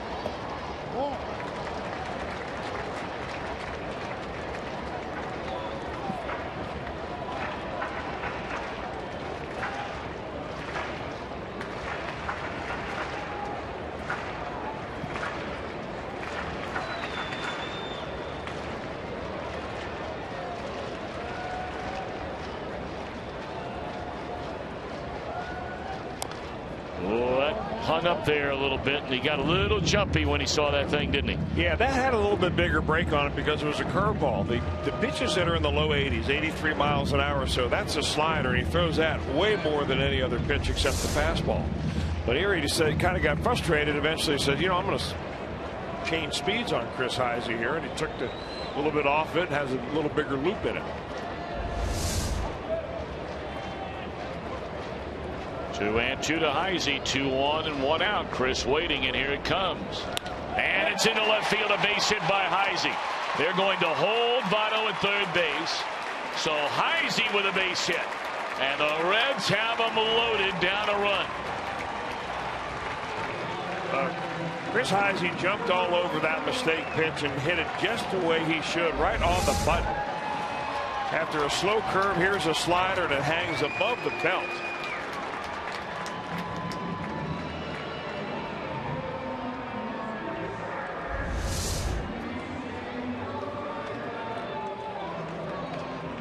Heisey able to bear a smile after banging that one into left field. And now Frazier, who has popped to shallow center. He knocked in a run with a line drive sac fly to right in the 4th inning. And a soft liner that ends the inning on a double play to get Brandon Phillips.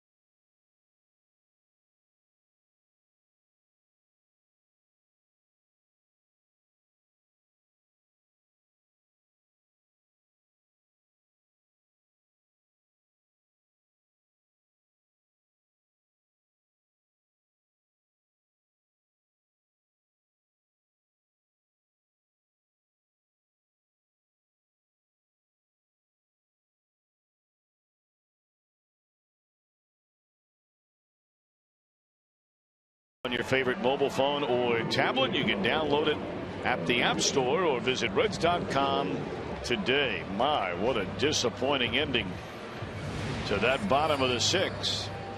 Time to take a look at our fan photo of the game, brought to you by AT&T. How about that right there, Chris? That was us early in the year. Sure was. Wow. And Debbie was the one who sent that. So, Debbie, thank you very much. That was on Bow Tie Tuesday. How about that? I feel very honored. That is awesome. That is really nice, Debbie. So thank you very, very much.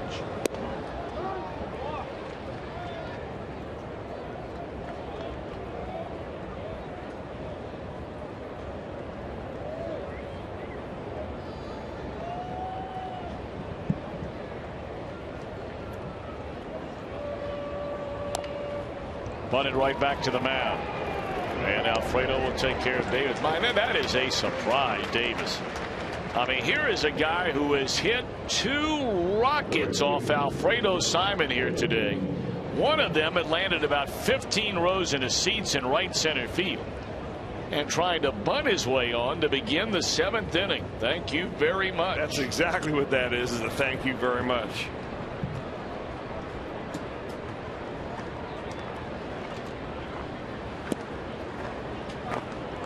But getting back to the ending of that 6th inning, bases loaded, 1 out, heart of the order at the plate, and the Reds unable to tie this game. Well, what really bothers you about it was kind of a check swing. I mean, if you swing as hard as you can, and Frazier ought to be up there swinging as hard as he can because he's so strong. But when you know you're going to get a slider from Kyle Loesch, I mean, after all, that's all you've gotten all day long is a constant diet of that. You know, let it rip. Phillips will handle the ground ball from Gindel, 2 away. Well, and once again, Chris, here we are. And another outstanding effort being turned in by Alfredo Simon. Well, it's been like this every time he takes them out. This is his 6th start. He has delivered. Now we're into the 7th inning. Another quality start. So that's 1 every time out.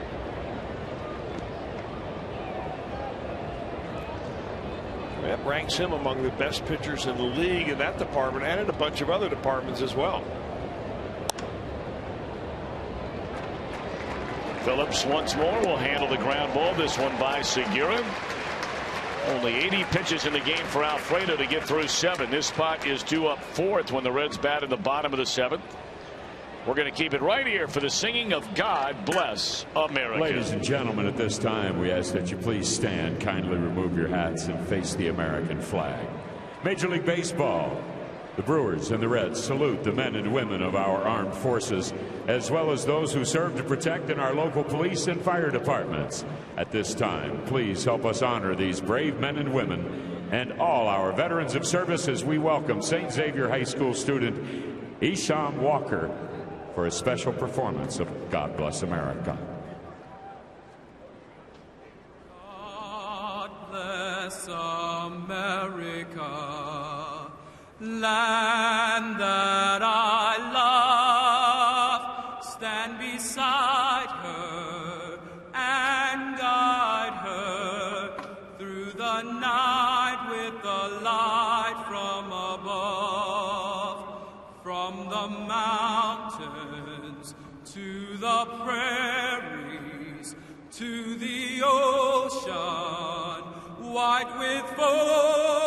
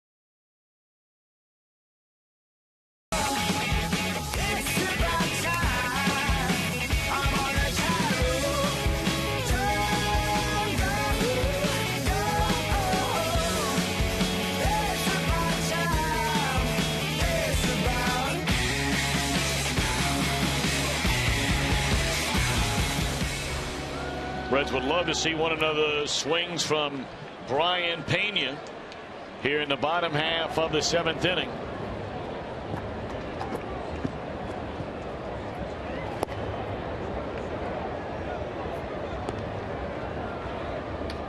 They trail by a run. Pena to follow Ryan Ludwig and then Zach Kozine. 3 runs, 5 hits for Milwaukee against Alfredo Simon. Reds have 2 runs, 6 hits, some very hard hit balls for outs against Kyle Loesch. You know, neither pitcher has really had to wiggle out of too many jams this afternoon. The Reds have only left 3 on. The Brewers have left 2 on. Biggest opportunity was last inning when the Reds had that bases loaded with only 1 out. Well, they play Ryan Ludwig to pull and to pull. In the infield, if you look where the shortstop is, Here's Segura, the shortstop. I mean, there is no room there at all. And he has hit the ball hard here in this series on the ground right at Segura about 3 or 4 times. 1-2 to count. And this one to the second baseman, Jeanette. That's where he's playing, as Chris mentioned, to pull. And that's out number 1 against Loesch here in the 7th.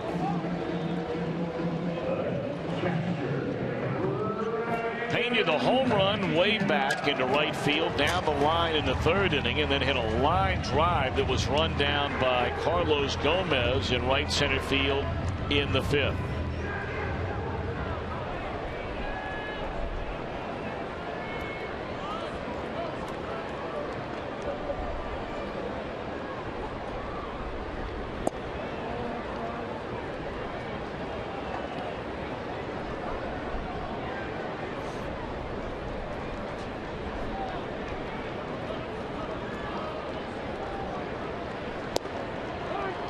On the outside corner, that'll even the count on Pena at 1-1.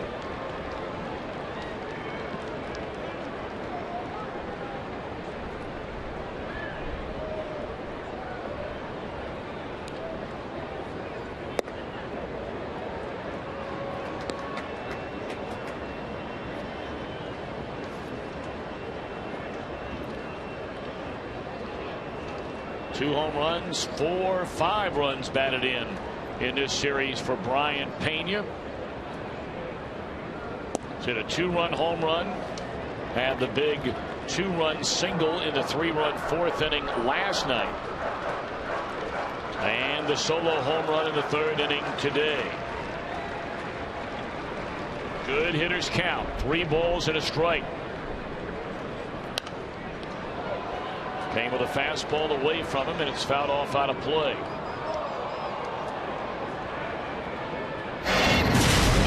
Drive of the game, that home run by Pena in the 3rd inning. Boy, did he hit that ball.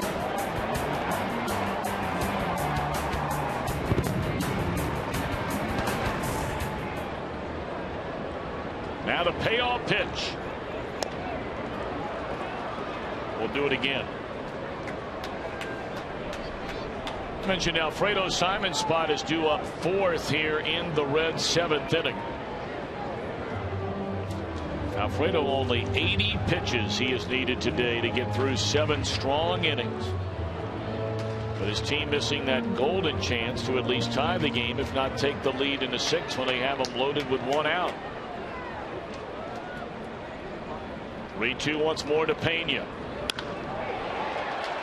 Man, is this guy swinging a bat.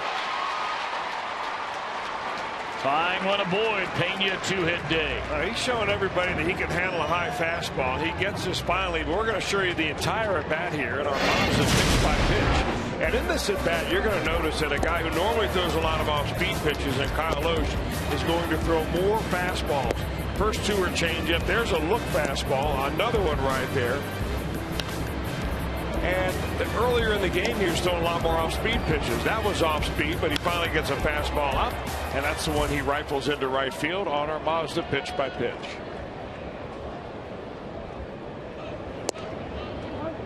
Cozart is single into left field in the 3rd inning, struck out swinging in the 5th. Pena is kind of an unusual left-handed hitter. Of course, he's a switch hitter, which might explain it. Most lefties like that ball down and in, that low wheelhouse. He likes the ball up a little bit. Boy, he has been punishing it. Jay Bruce, a bat in hand, a helmet on. Standing in the on-deck circle. That's Alfredo Simon's spot next. You weren't with us earlier. Jay Bruce originally in the Reds lineup, and then about an hour and a half before the first pitch, he was scratched with some soreness in his right knee.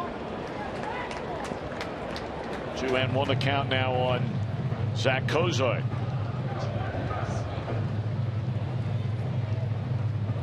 Will Smith, a left-hander, all of a sudden getting loose in the Milwaukee bullpen.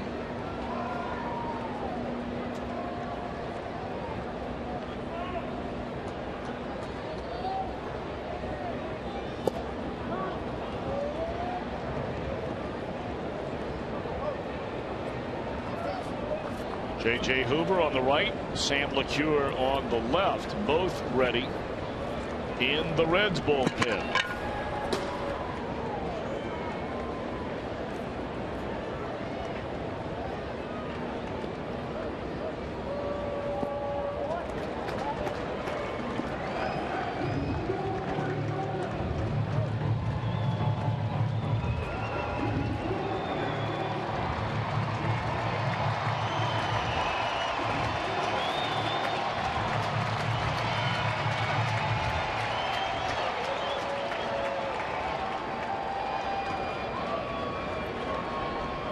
Two to Kozart.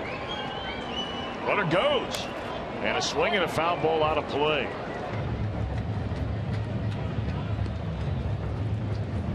Pena does have 2 stolen bases in 3 attempts already this year, but my oh my, as frequently as Kozart has swung and missed this season. That is a gamble. You know, with 2 stolen bases for Brian Pena this year, he essentially doubles his entire major league career number of stolen bases coming into this year. You know, I thought I saw Pena about 3/4 of the way to second base, almost skip as though something were wrong with his leg. And then all of a sudden when he made the U-turn, he didn't appear to be limping, so I took my eyes off of him. I am sure that Brian Price, Billy Hatcher, and Paul Lessard saw the same thing. Now watch right about here. It was only one time a little skip there, but apparently he's convinced him that he's all right.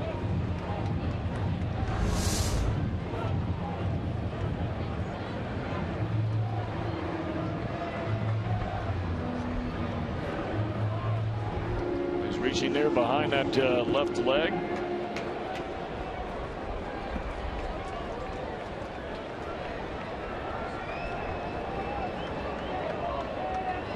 Into the count on Kozart.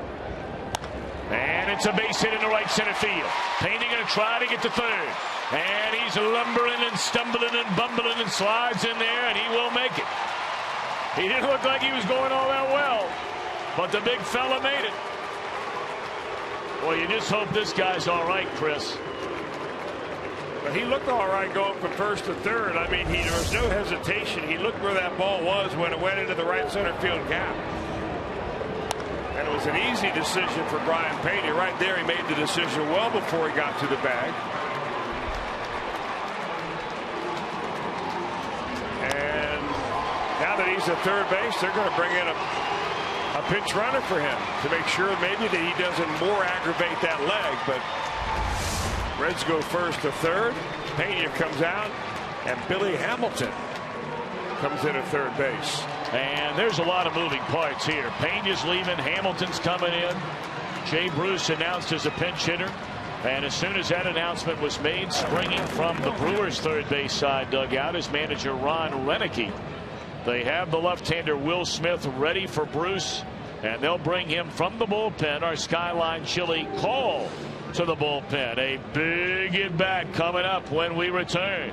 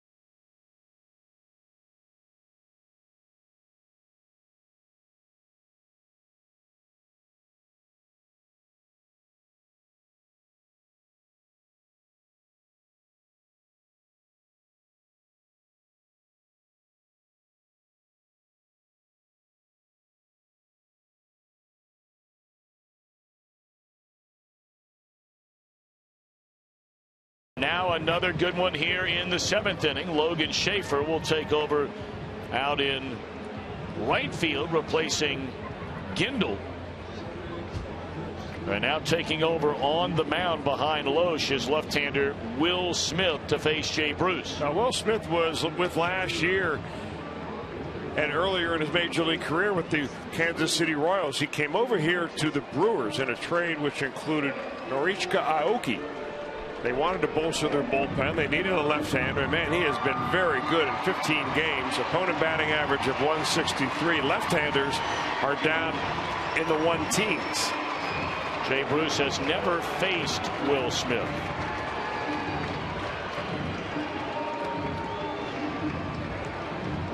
Billy Hamilton, first time we've seen him since he injured his knuckles, making that diving play on the first pitch thrown in this series on Thursday night. I would imagine Hamilton's going on contact no matter what. And the Brewers are hoping for a double play ball. All right, Bruce with a big chance. Got a first pitch breaking ball and waves through it. You know, teams like to shift on Bruce, but you really can't shift that much on Bruce because you got that third baseman fairly close, or else Billy Hamilton could steal home. So that's why you have the third baseman in this proximity instead of normally where he'd play, which is over there.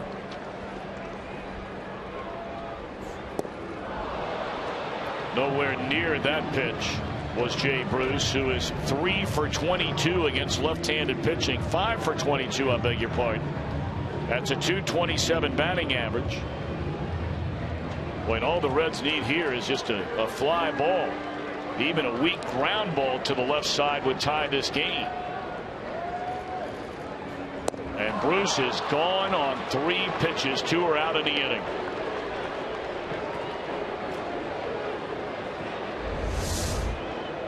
Now back-to-back sliders right here that look like maybe strikes coming out of his hand after first pitch fastball, and pretty effective sequence.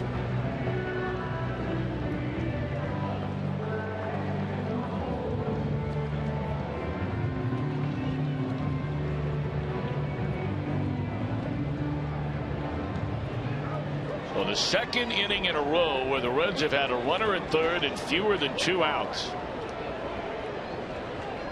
And now they need a 2-out hit by Schumacher to tie this game. Breaking ball is a strike.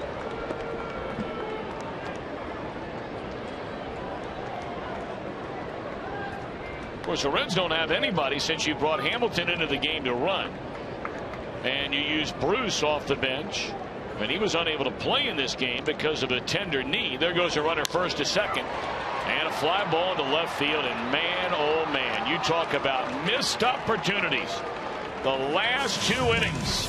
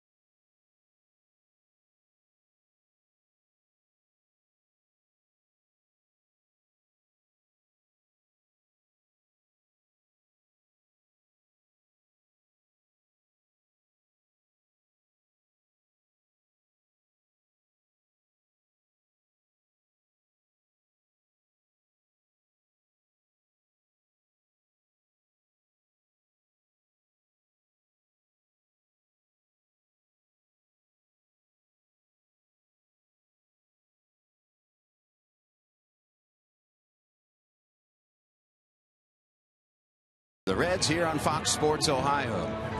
And hi again, everyone. I am Jim Day. Let's give you an update on Aroldis Chapman. I know we had speculated because Aroldis Chapman's first 2 rehab appearances for Dayton have gone so well that perhaps he would make the trip to Boston to face the Red Sox with Cincinnati. The answer to that is no. They're giving him 2 days off, which includes today and tomorrow. He will pitch Tuesday for Louisville. He will start that game again, and then the final test, they hope, is coming out of the bullpen the following day on Wednesday. Get him to back-to-back days, and then if all goes well, Brian Price says he'll be waiting for the Reds when they come back from Boston and be activated for the Colorado series, and that is less than a week, and good to hear. Well, you're not lying about that. A new battery for the Reds. Tucker Barnhart takes over behind the plate, replacing Brian Pena, and now on the mound, a long-time Milwaukee Brewer, left-hander Manny Parra. It's always interesting to see a player go back and play against his team, especially a pitcher. Knows a lot of guys on this roster. Not easy to put the emotion of that away. Off the end of the bat, a roller to the shortstop Cozart, and Logan Schaefer, his first at bat. It's a ground ball for the first out of the inning. Of course, Manny Parra was drafted by the Brewers all the way back in 2001 in the 26th round. Spent almost 6 full years in their minor league system before they brought him up for 9 games and 2 starts in 07. He was a starter 29 of them in 2008, won 10 games with an ERA of a little bit better than 4, and they thought they were onto something there. But then in 2009, Parra won 11, lost 11, but had an ERA of almost 6.5. They gave him another shot at it, 16 starts in 2010. But they used him more frequently out of their bullpen that year. He was injured in 2011 as Gomez swings so hard his helmet falls off, and after they saw him out of the bullpen in 12, off he went to the Reds. Boy, back in the day, you'd be wearing one on this pitch.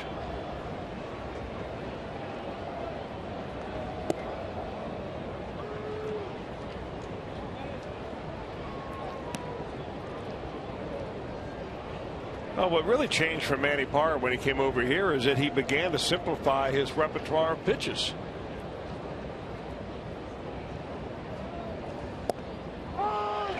And he's primarily now a 3-pitch pitcher. Fastball, curveball, or breaking ball. You want to call it a slurve or hard curve, slider, something like that, and a changeup.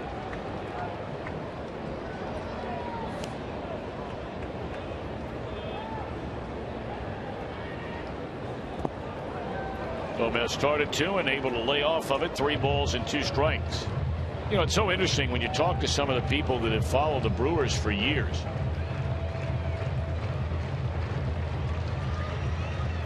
They were just stunned. And I think that's the best word to describe it, because we just gave you some of the numbers that Manny Parra had in Milwaukee. And I mean, look, outside of that first full year in the major leagues, those numbers were not pretty as Gomez has gone swinging.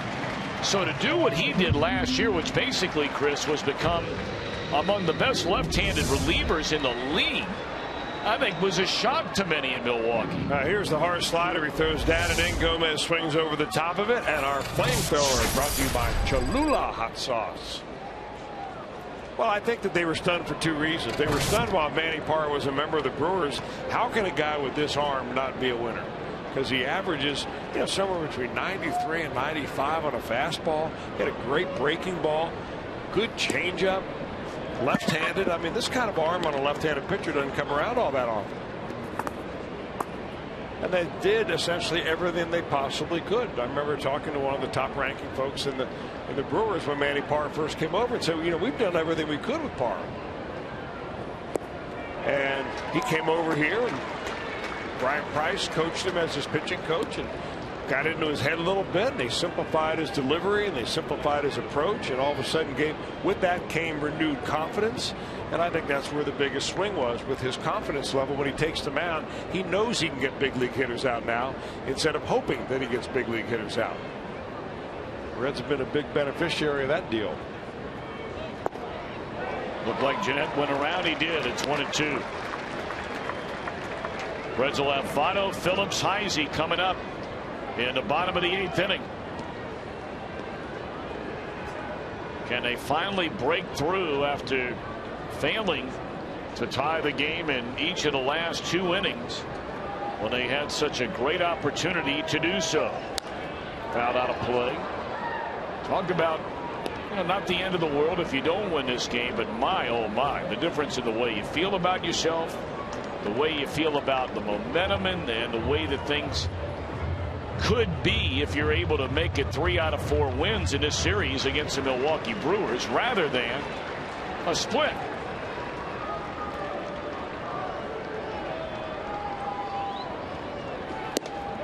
Gone swinging Jeanette. Good inning by Manny Paz. So here we go. Votto to start it off. Reds down a run.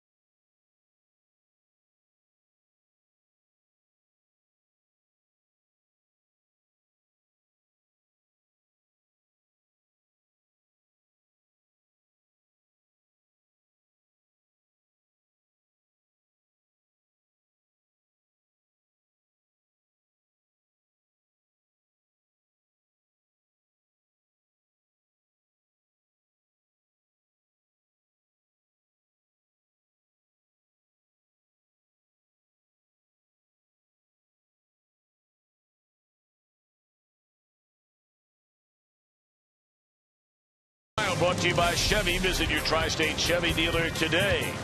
And by Cincinnati Children's Hospital, ranked #1 in the United States in pediatric cancer care. That's according to U.S. News and World Report's best children's hospitals in America.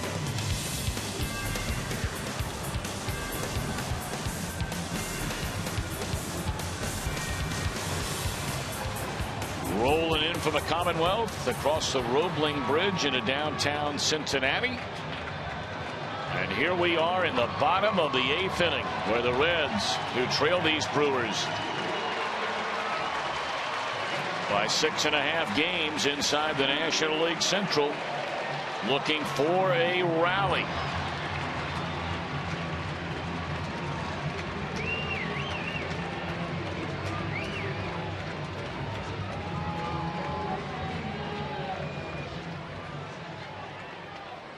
Now, Votto's hit the ball very, very hard all 3 times up tonight. But, of course, those at-bats came against the right-hander Kyle Loesch, whom he's had great success against in his career. And now he gets a left-hander Smith. And what a number this guy did on Bruce and Schumacher. Back-to-back left-handed hitters to end the threat in the 7th. When the Reds had runners on the corners and only 1 out. Struck out Bruce on 3 pitches and got Schumacher on a fly ball to left field. Will Smith's got a pretty good arm. 95-mile-an-hour fastball. Ask Jay Bruce about his breaking ball. First time these 2 guys have seen each other. Except maybe in a spring training game.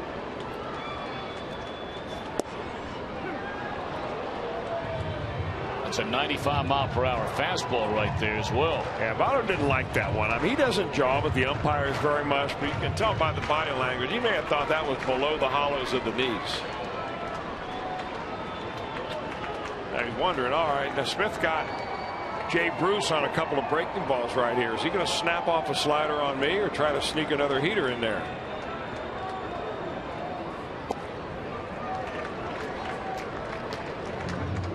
Brewers have right-hander Brandon Kinsler ready in their bullpen. See if they want to make the change. When he started getting to a number of right-handed batters, it would be to follow. And Phillips, Heisey, Frazier, Ludwig. 2-2 to count. Hanging around by fouling that one back is Joey Votto. Boy, had a good cut on that. Well, the Reds have already burned through, if you will,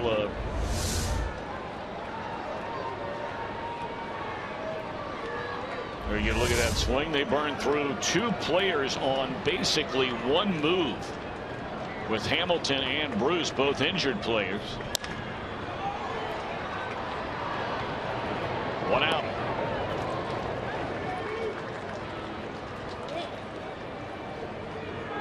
And as we suspected, here comes Ron Renneke out of the dugout, and he's going to summon the right-hander Kinsler to face Brandon Phillips. Reds have 5 outs left to play with, and they're down by a run. We'll be back in a moment.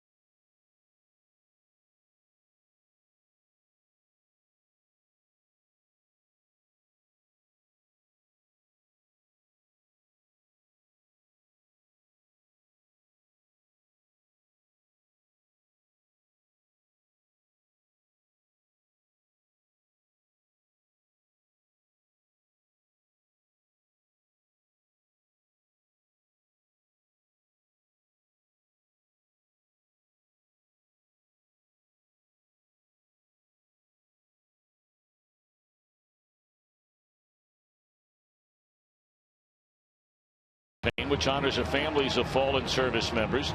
If you'd like to learn more, and we certainly hope you would, visit goldstarpins.org.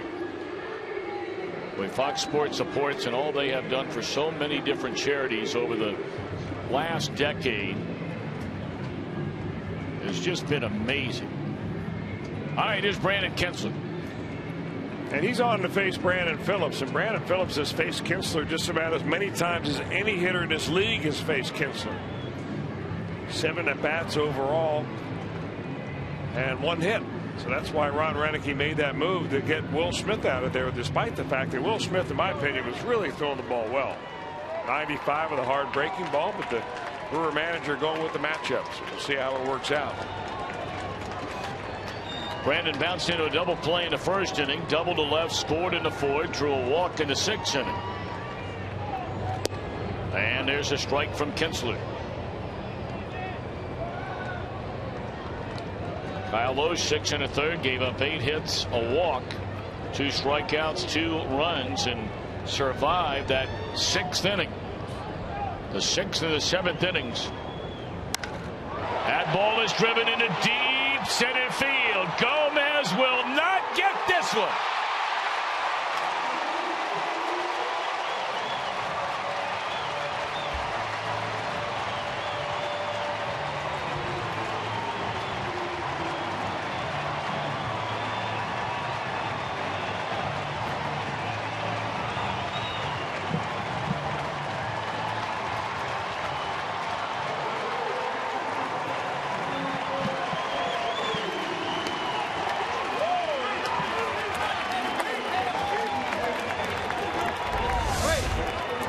So much for matchups. He throws that ball on the inner part of the plate about waist high, and boom. Izzy on the very next pitch. Lines one into center field, so we are tied at 3. What a big time base hit by Brandon Phillips to knot it up.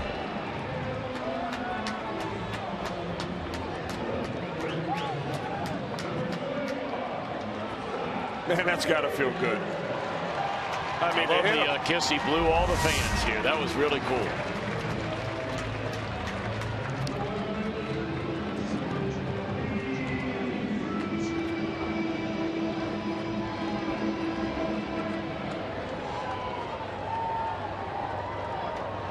Alrighty, Todd Frazier now.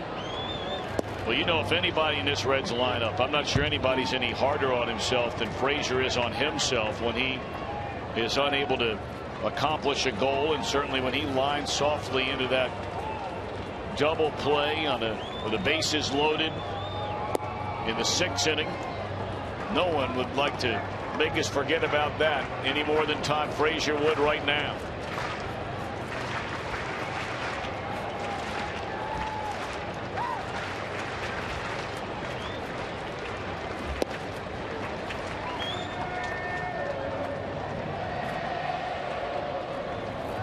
Man, what a big home run that is by Phillips. Starting to lose some energy. And a huge shot in the arm delivered by the Reds second baseman to tie this game in the 8th inning. Especially when you're hitting it off a pitcher whose sole purpose of being in the game was to get you out. The matchups favored the Brewers pitcher. And Brandon got a pitch he could handle and got on top of it.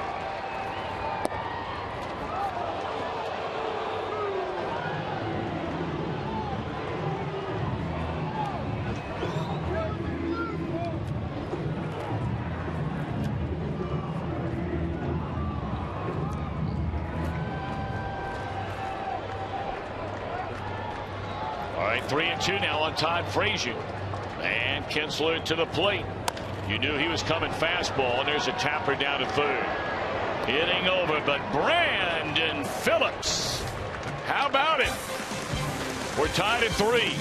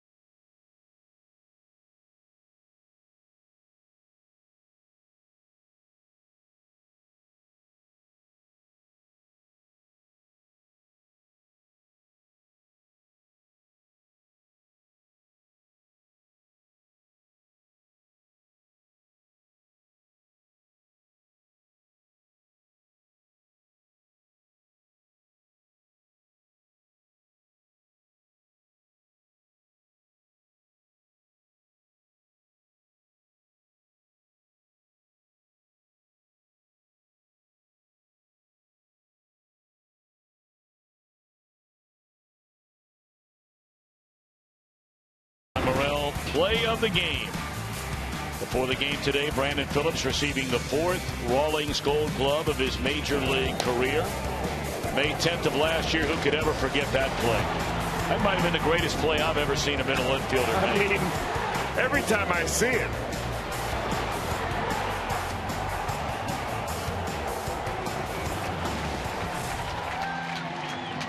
Have you ever seen a better play than that, Chris, all your years in baseball as a player? As what an they call announcer? those things on the internet or computer, we go over and over again, the GIF, the GIF or whatever. You ever got one of those? And that's one of those gifts that you can just look at over and over and over again. I'm going to have Joel or somebody load it up on your phone so that you can watch it over and over again.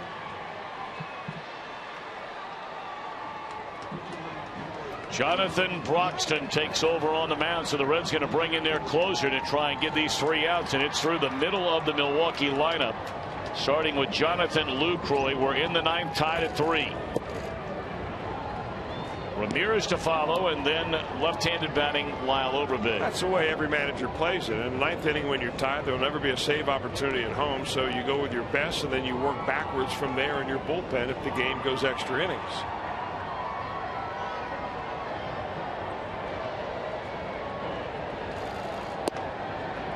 Broxton immediately falls behind. Lucroy's been on base all 3 times.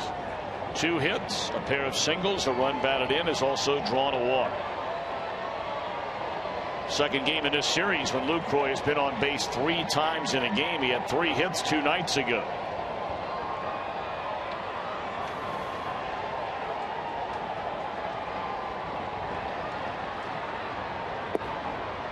Three and 0.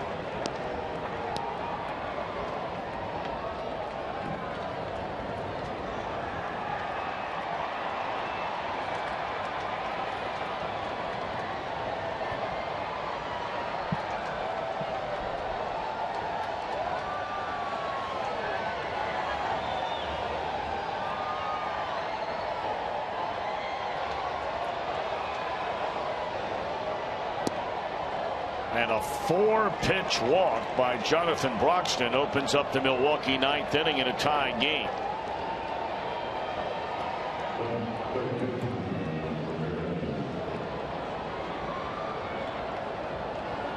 See Brian Price asking Tucker Barnhart, was that a strike?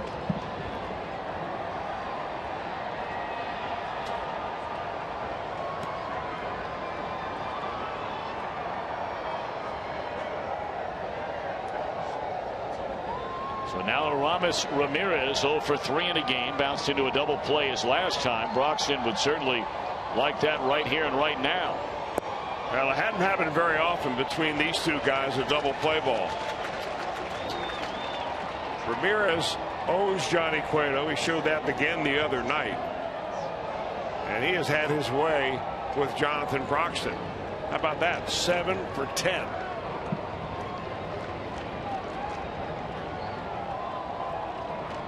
Well, that might explain why Ramirez was up there first pitch hacking on a ball about a foot outside with all the success he's had in the past against Jonathan Broxton. 1 ball and 1 strike.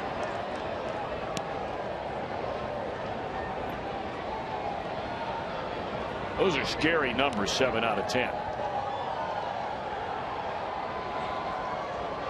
Well, he's due for some outs.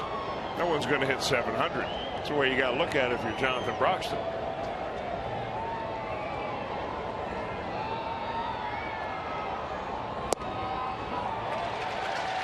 Fastball at 93 at the knees to get ahead of Aramis Ramirez at a ball and 2 strikes.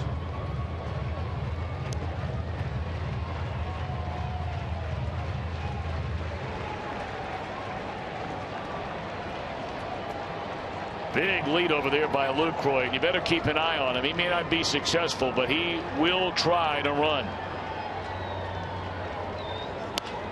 Double play ball here if they can turn it. There's one, and there it is.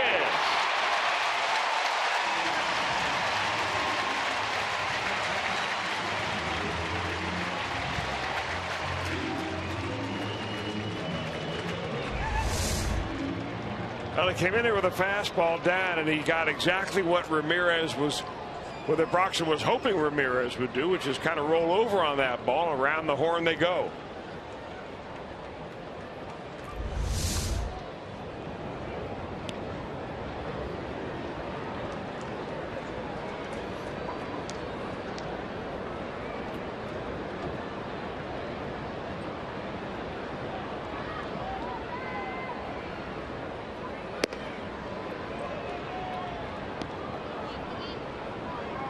So 1 more big out to go here for Broxton. While Overbay, 3 ground ball outs today.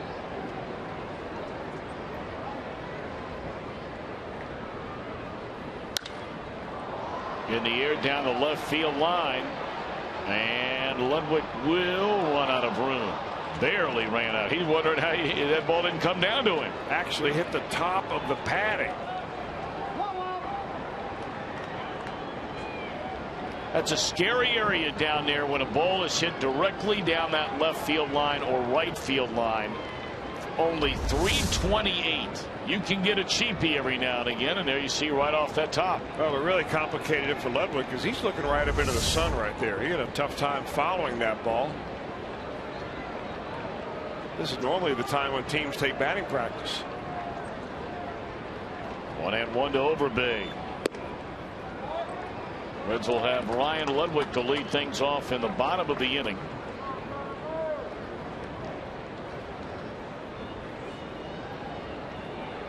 Reds fell behind 2-0, made it 2-1, fell behind 3-1, made it 3-2, missed a couple of big scoring chances in the 6th and again in the 7th before Brandon Phillips tied the game in the 8th with a home run.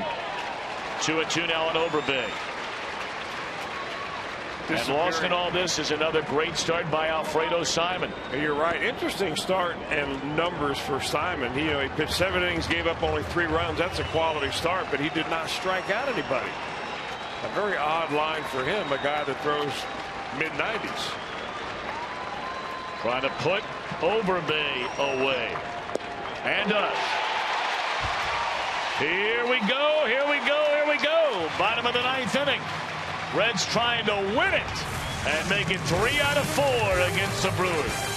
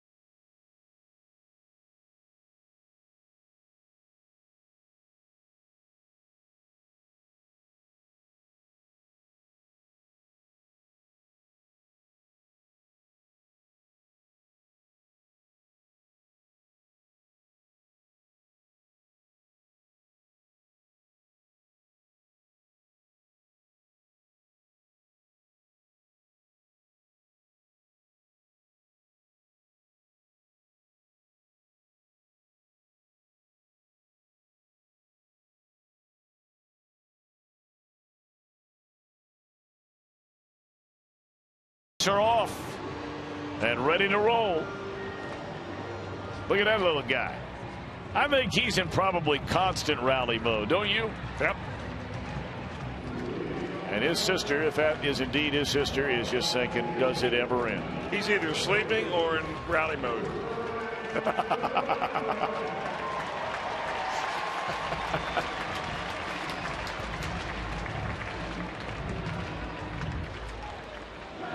The guy looks like he wants to hit. All right, Ludwig. Tucker Barnhart was placed into that number 7 spot in the batting order, so he would be next here in the 9th inning. And then Zach Kozart.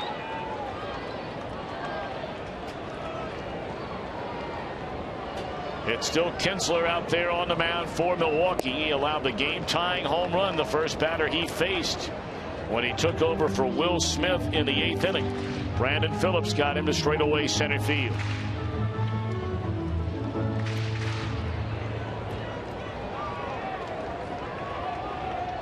Oh, and 1 to Ludwig.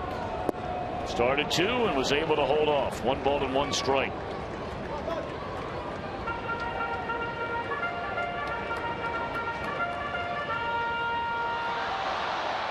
Crowd at 33,000 on hand here today. Good crowds the last 3 games of this series. That's just bad luck there for Ludwig, yelling at himself. Started to swing, held up, but the ball made contact with the bat for strike 2.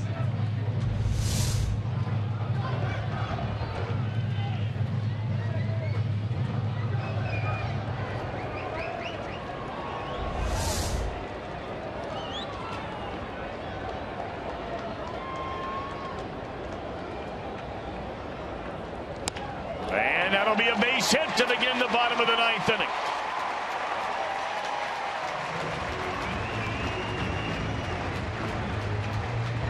Well, if you're wondering about a pinch runner here at this point in time, it's probably not going to happen. What Ryan on that particular swing was get out of there. I think that the Brewers felt like they could get inside on Ryan Ludwig, and they jammed him on that check swing previous pitch, and he got that bat head moving that time. Well, now Tucker Barnhart, and the Brewers believe that Tucker is going to be up there to bunt. We'll see about that. Pulls the bat away. Tucker has had a pair of chances to put down a sacrifice. He failed the first time and was able to put one down the second time. Oh, remember we talked about that, and the mechanics that he uses up there are really not the best. He keeps that bat too flat. You want to get the bat head up a little bit higher than the hands. Just gives you an easier angle to get the ball down on the ground. All right, now the question I have for you, Chris Welsh. It's 2-0. Barnhart is a guy that certainly is more of a contact hitter than any kind of a power hitter. On a 2-0 count, figuring you're getting a fastball here, are you taking this bunt off right now? No, I'm not.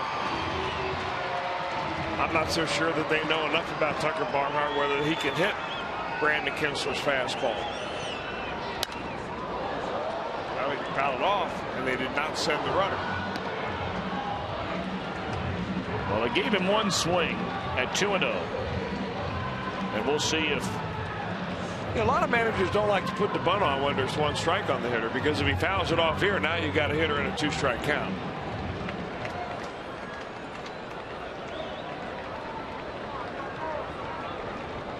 Ludwig held on over there by Overbay. A leadoff single in the 9th. He's a winning run, and a beautiful bunt by Barnhart.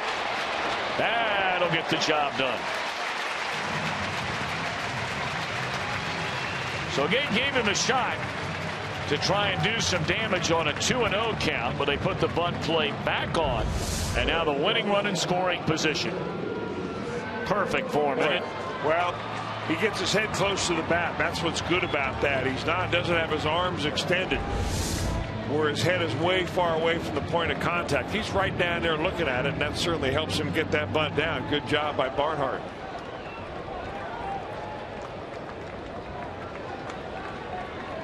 Now Cozart with a winning run at second base. It's ball 1 inside.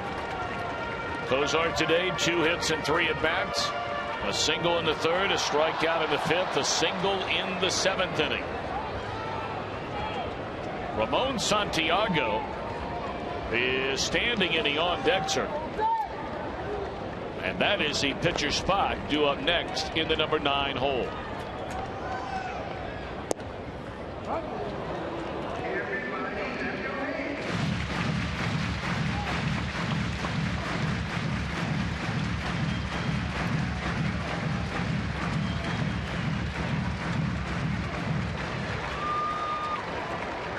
You may ask yourself, well, if the base open right here, why would they just walk Cozart and set up a double play ball? Well, they don't want the lineup to turn over and bring up Schumacher and then Votto with runners on base and have to face left-handers.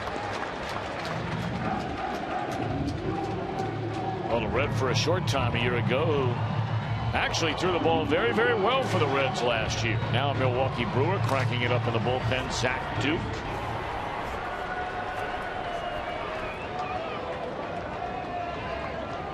2-1 to Cozart, a chance to win it here in the bottom of the 9th inning. Boy, That ball in the dirt, and Cozart went around. Strike two. Nowhere near the plate.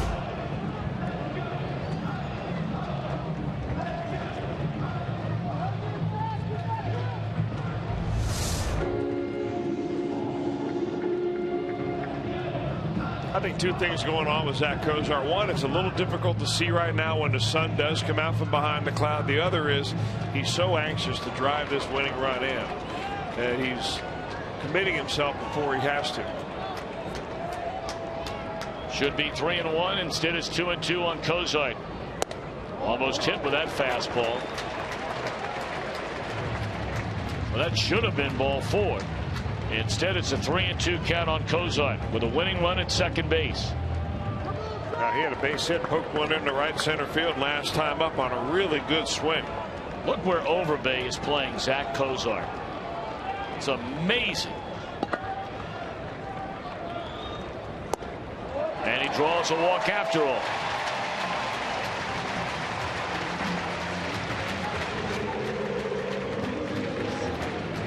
So now Ramon Santiago will be sent up to bat. Batting for Broxton, who works an inning, a strikeout, and a walk. Rick Kranitz, the Brewers pitching coach, will come out and make sure they know what they need to know about Ramon Santiago, a switch hitter. He's had 14 at-bats as a left-handed hitter as Santiago. He has one hit in those 14 at-bats, right-handed 1 out of 2. And he has 1 run batted in. That came from the left side.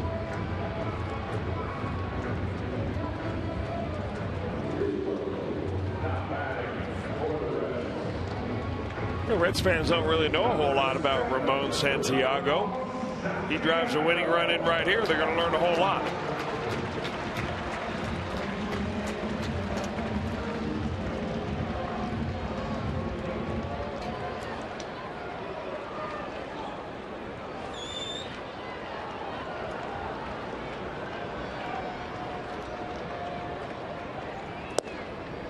Fastball away from him, ball 1.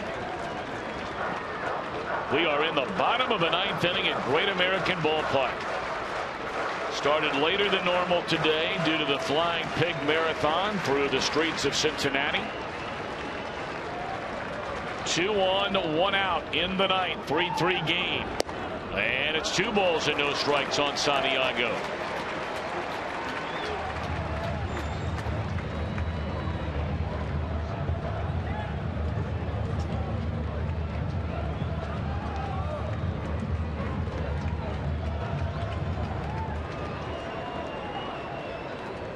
Ramon trying to come off that bench and deliver the game-winning base hit right here and right now.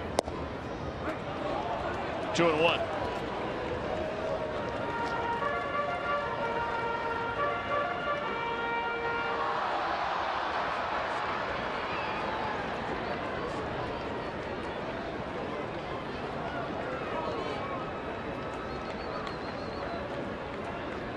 Two balls, 1 strike on Santiago.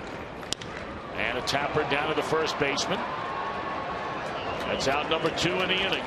Winning run 90 feet away. Skip Schumacher coming up. And if there is ever an at-bat that Schumacher figures to get a pitch to hit in, this would be that at-bat. You can say you have a base open, but he's going to be facing a new pitcher in a left-hander, Zach Duke. They know Votto's behind him. And so Renicky will make the change and bring on Duke to face Schumacher. Game on the line when we return to Great American Ballpark.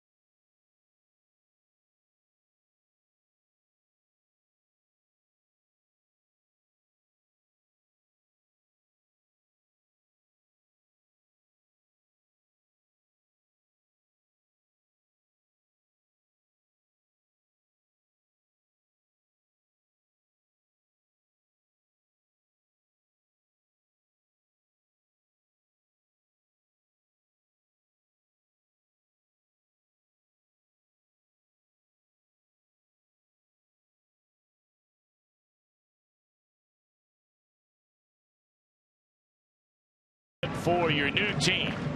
Now would be the time for Skip Schumacher. The winning run at third base here in the bottom of the ninth inning. 2 are out. And he'll be facing the left-hander Zach Duke.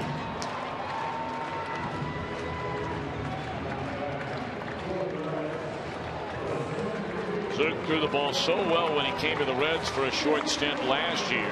And obviously has continued that stretch this year in a Brewers uniform. Well, the majority of his major league career was spent as a starter. Started at Pittsburgh for really about 5 or 6 years. It's only the last few years he's been a reliever and now a specialty reliever. Lots of curveballs, especially the lefties. Schumacher 1 of 11 in his career against Zach Duke.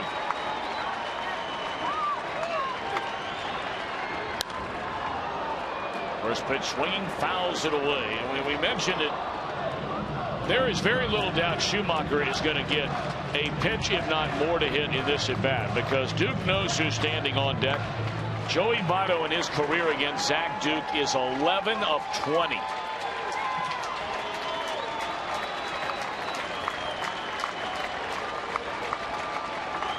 Schumacher 0 for 4 today. He's kicking himself right now. Felt like that was something, a pitch he could have done a little bit more with. He's quickly behind 0-2. Yeah, but the arm action of Duke, you know, he sells that as something faster than what actually comes in there. So the change in speed is equally as effective as a break on that curveball. That's why Schumacher, you know, was a little bit off balance right there.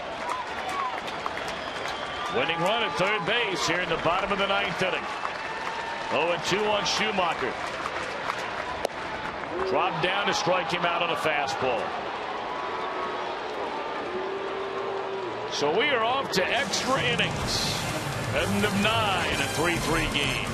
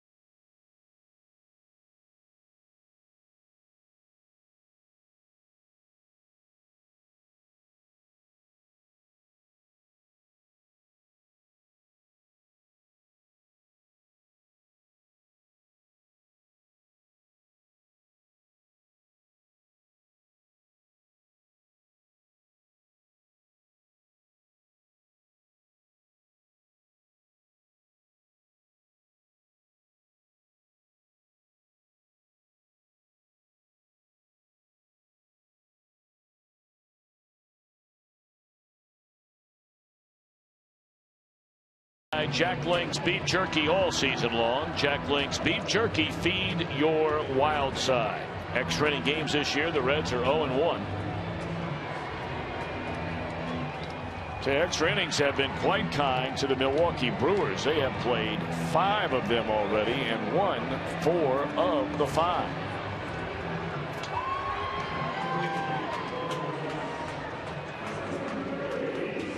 Well, the Reds stranding 2 more. They're in the bottom of the ninth inning. They've left 7 on, and 7 have come. 6 of the 7 have come in 3 innings. And now Sam LaCure comes on from the bullpen, having a great year. Well, back-to-back appearances for Sam. He was in last night's ball game, picking up for Johnny Cueto in the last inning, and he has been very, very good. Control has been good. That big looping curveball he throws in there has been right on time. Davis to lead things off. He'll be followed by the pitcher spot, so a pinch hitter for Duke, and then Segura. And right now the man standing in the on-deck circle, their longtime regular second baseman, Ricky Weeks. who has lost his job.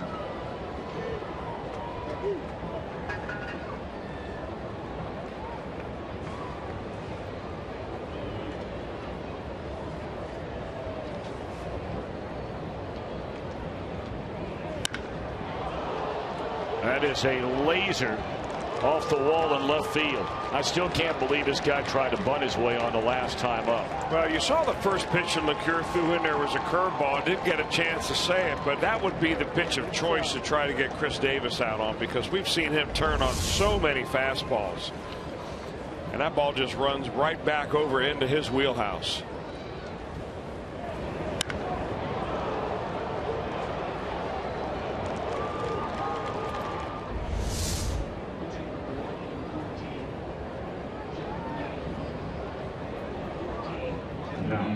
Jeff Bianchi will come up at bat for Duke, who retires the only batter he faces, striking out Schumacher.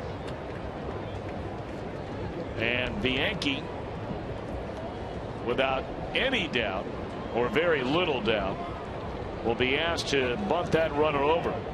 He does not have a sacrifice in 38 trips to the plate this year.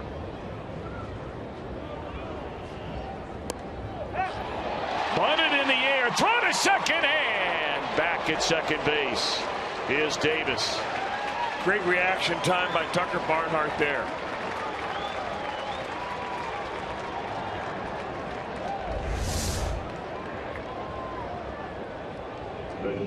You know, a lot of people say that a high fastball is the hardest pitch to bunt, and I've never agreed with that. I think a good curveball is not an easy pitch to get down, and Bianchi just showed us why. He kind of stabbed at it, he was out in front of it, and he popped it straight up and nearly into a double play.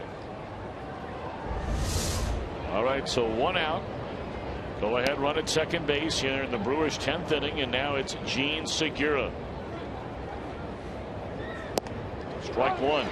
Well, that is one hearty lead Davis is taking out there at second base. Now, he has not attempted a stolen base this year, but that is an enormous lead he is taking. Davis in the minor leagues had some pretty good stolen base seasons, but not used much as a guy to try and steal a base at the big league level.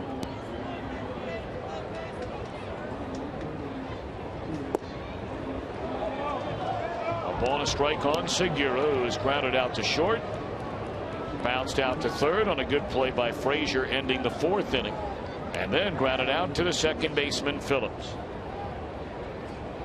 So if he continues to spread the wealth, this should be a ground ball at Votto.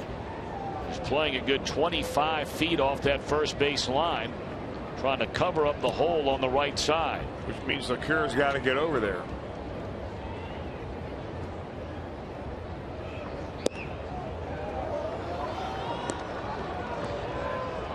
Man, you watch this Segura.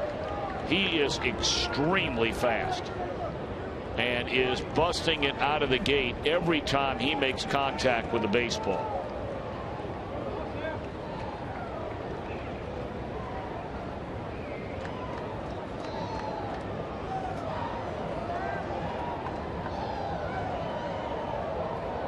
Two balls and a strike on Segura, and LeCure to the plate, straight up in the air. Who wants it? Heisey the call and the catch. 2 out in the inning.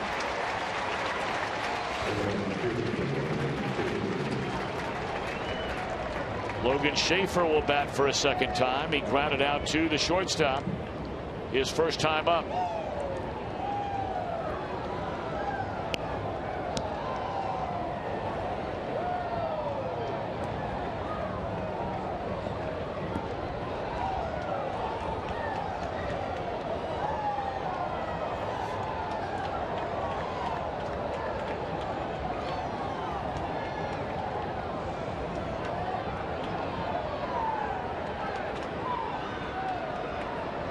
You're a long look in. Now okay's a sign with the rookie Barnhart. Strike one.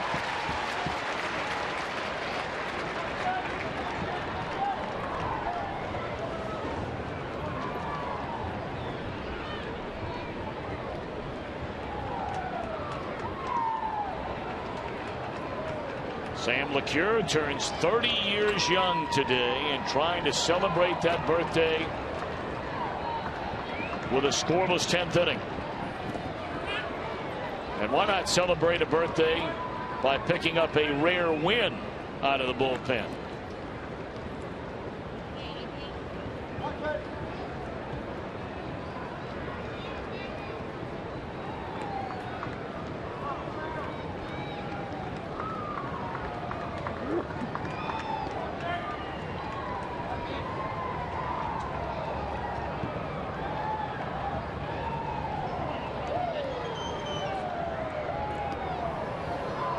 One ball, one strike to Schaefer. Davis a runner at second base, 2 away in the 10th. And that one is fouled away, so LeCure ahead now to 1 and 2 strikes.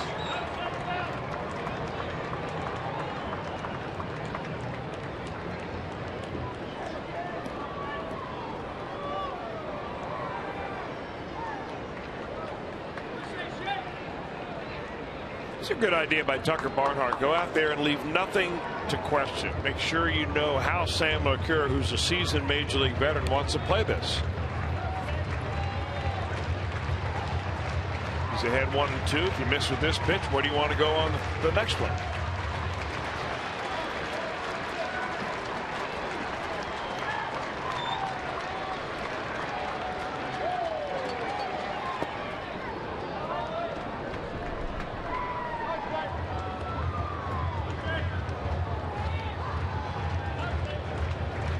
We've seen it before with the Reds at the plate, but that missed bunt opportunity by the Brewers changes the entire inning. Because Brian Price is probably thinking the same thing. I'd be playing it entirely different if I had a man at third base right here.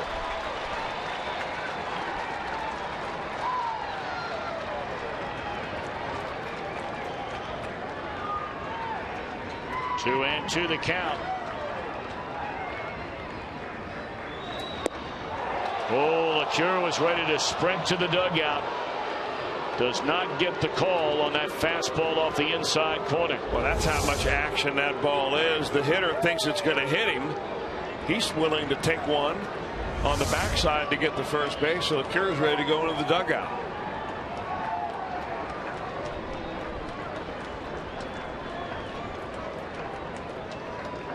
Davis started this inning with a double off the left field wall. A failed bunt attempt and a pop-up. Then a pop fly to right. Consecutive outs for LeCure. Now Barnhart once more says, hold on a minute. Cozart, the shortstop, wants to come in and know what's going on as well.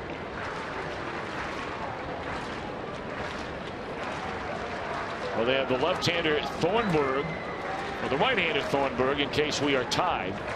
And they have Frankie Rodriguez should the Brewers take the lead.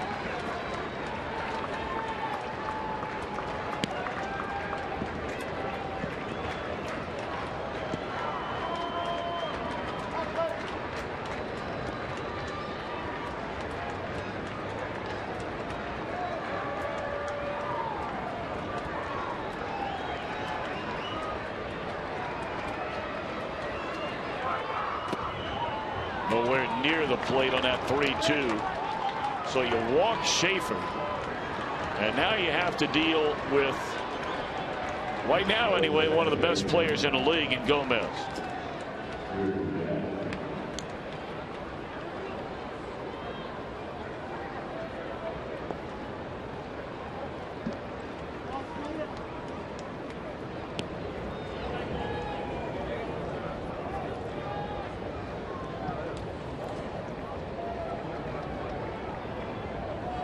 We have seen Gomez in virtually every at bat swing hard enough to almost fall down in the first pitch of an at bat.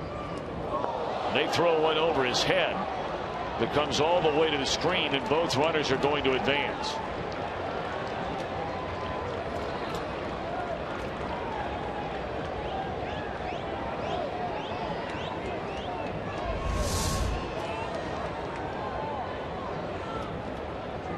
A close one.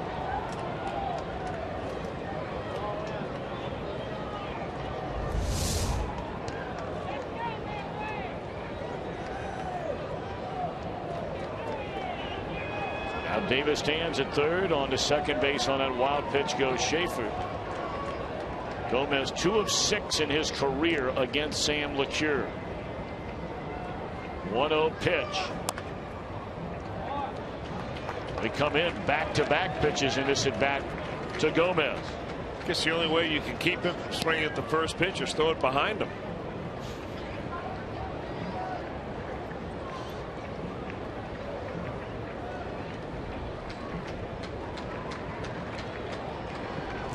Three game, top of the 10th inning here at Great American Ballpark. LeCure, the 1-1. And now he gets ahead as he comes inside for a third straight pitch. Barnard trying to buy an out there by getting to that ball. And boy, does he move quickly out from behind that plate. So nimble. Look how low he sets up.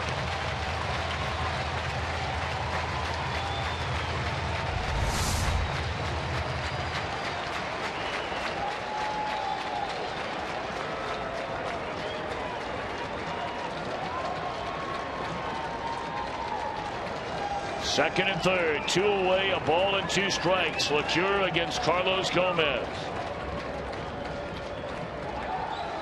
Got him swinging to end the inning. Happy birthday, Sam LeCure. Now, can the Reds get him a win here in the bottom of the 10th inning?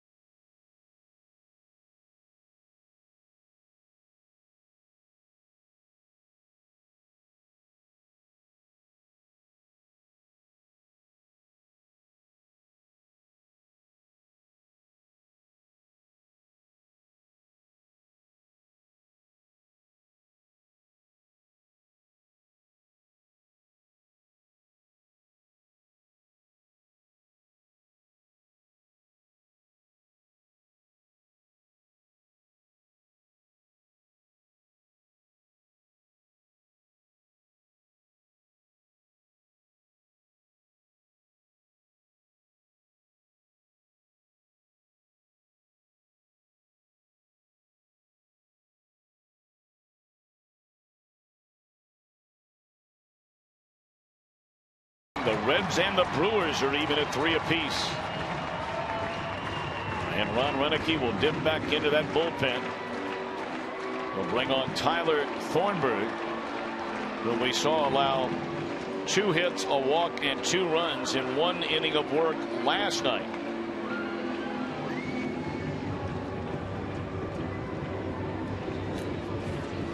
And it's interesting to note that here he'll face Votto to begin the inning. Brandon Phillips would follow him. That's where Thornburg came into the game last night, was against Brandon Phillips. He allowed a double.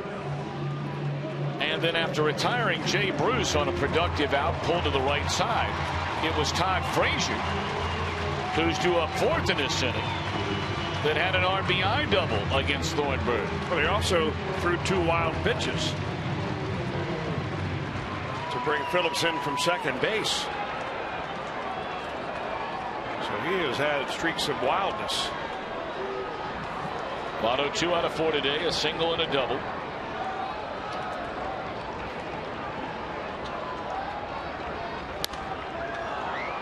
That first fastball swung on and fouled out of play. Strike 1 to Joey Votto. Well, the man who waits on deck. We're here in the 10th inning thanks to him. His home run, Brandon Phillips, came with 1 out of the 8th inning against Brandon Kinsley.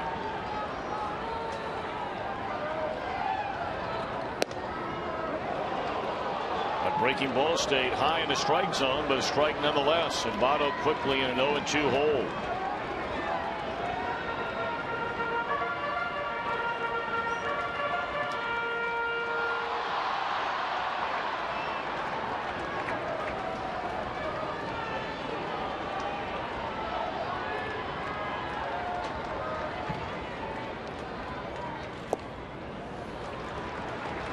If you're wondering, Joey Votto in his career 3 times has ended a game with a home run.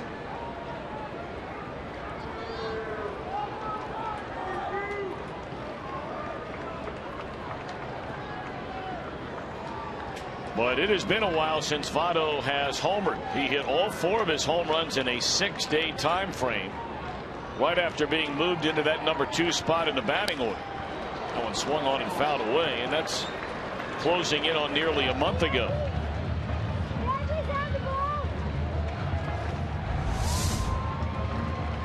Reds made that flop beginning April, I beg your pardon, April the 13th. And Votto went from the 3 spot to the number 2 hole, and he's been there every game since.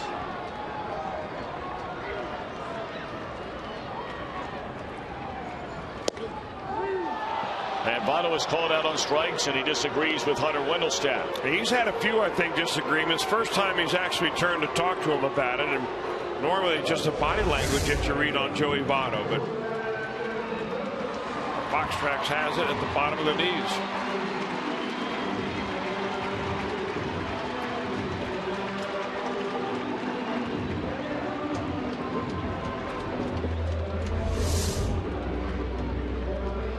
Well, Brandon Phillips tied it. Can he win it with one big crack to the bat? Hit the home run off Kinsler to straightaway center field. His 2nd of the year. First pitch breaking ball, low and away. Reds only have 1 player left on their bench. That would be Neftali Soto.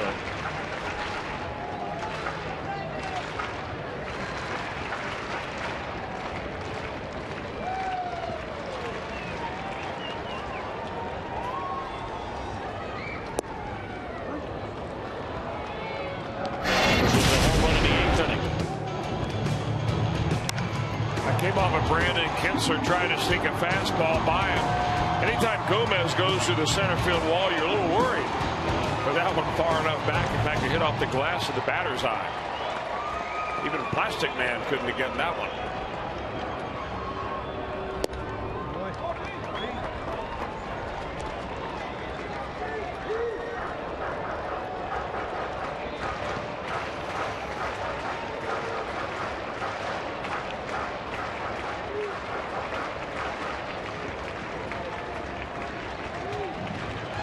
And 1 on Brandon Phillips.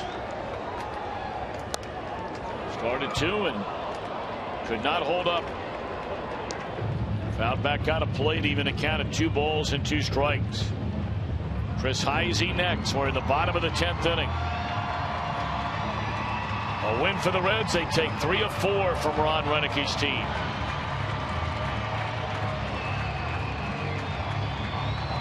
And would wrap up a 4-2 homestand. A loss, it's 500 against the Brewers and 500 against the Cubbies. In the air, foul territory, and room for the big, tall first baseman Oberbay.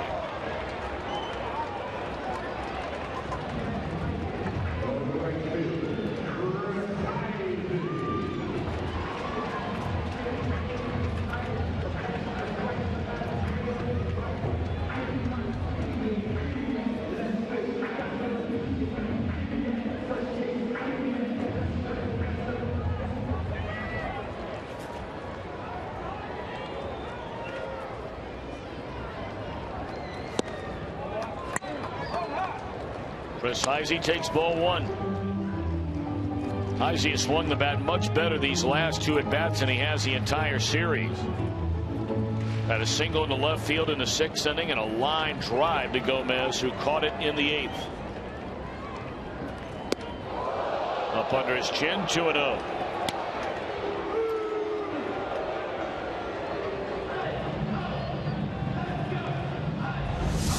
Well, both of the pitches that we've seen that have been very tight, that one and the one by LeCure to Gomez, those are attention getters. Not necessarily only for the batter in the batter's box either. But for both dugouts.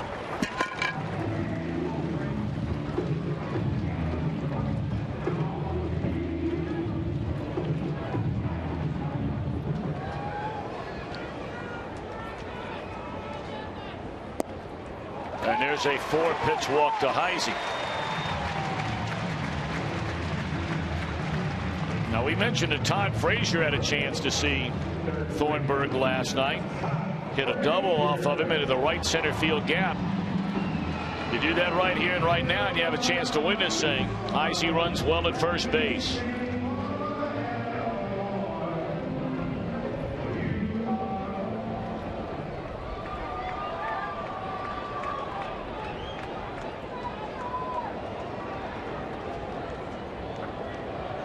Frazier waiting.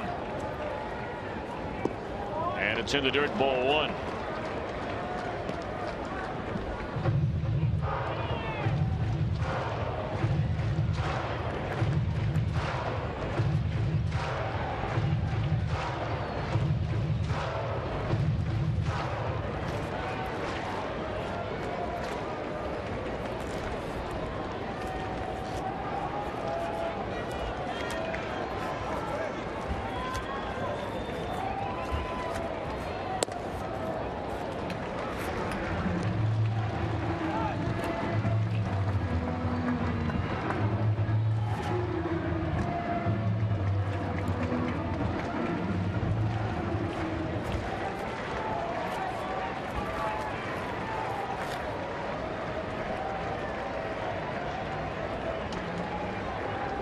And that one is ripped down the line.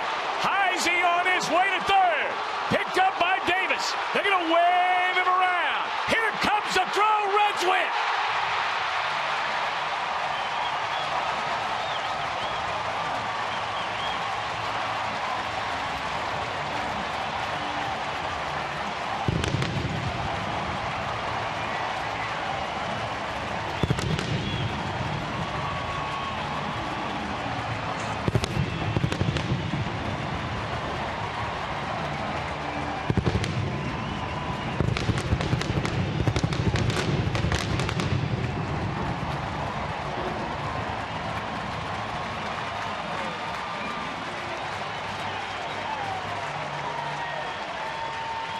Todd Frazier, the game-winning double down the left field line, and gives Sam LeCure a win on his 30th birthday. And the Reds take 3 out of 4 from the Milwaukee Brewers. How about that? Well, what else would it be, our Miller time moment? Are you kidding me? My man Lukey just said Frazier's going to win it with a base hit.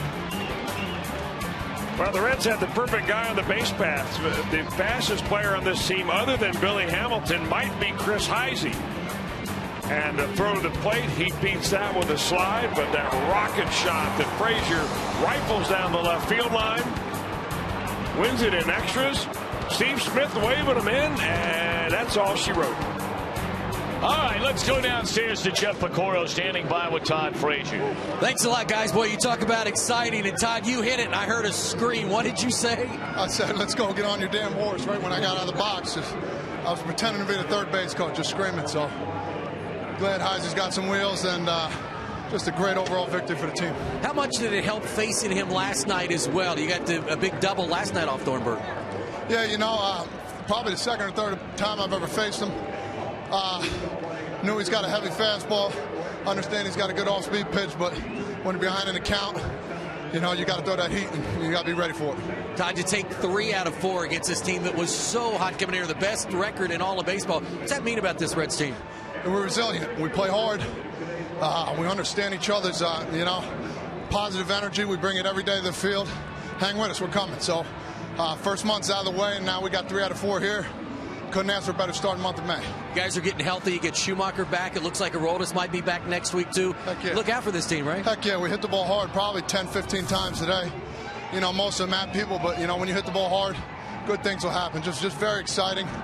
And, you know, pitching performance by Simon, everybody. It's just a lot of fun right now. Man, this place is going crazy. They really love you, don't they? Yeah, no, I love them back. Congratulations. Todd Frazier tonight, Tommy. Man, I tell you what, he hit that ball, and I heard him down there yell, "Go!" as loud as he could, and Heisey never even slowed down, guys. Back up to you. Oh, what an exciting weekend series it was, Chris. Highlighted by great pitching by the Cincinnati Reds starting rotation. And that continued for Alfredo Simon, but Todd Frazier, the hero. Reds Live will begin next. Reds winners, they beat the Brew Crew 3 out of 4.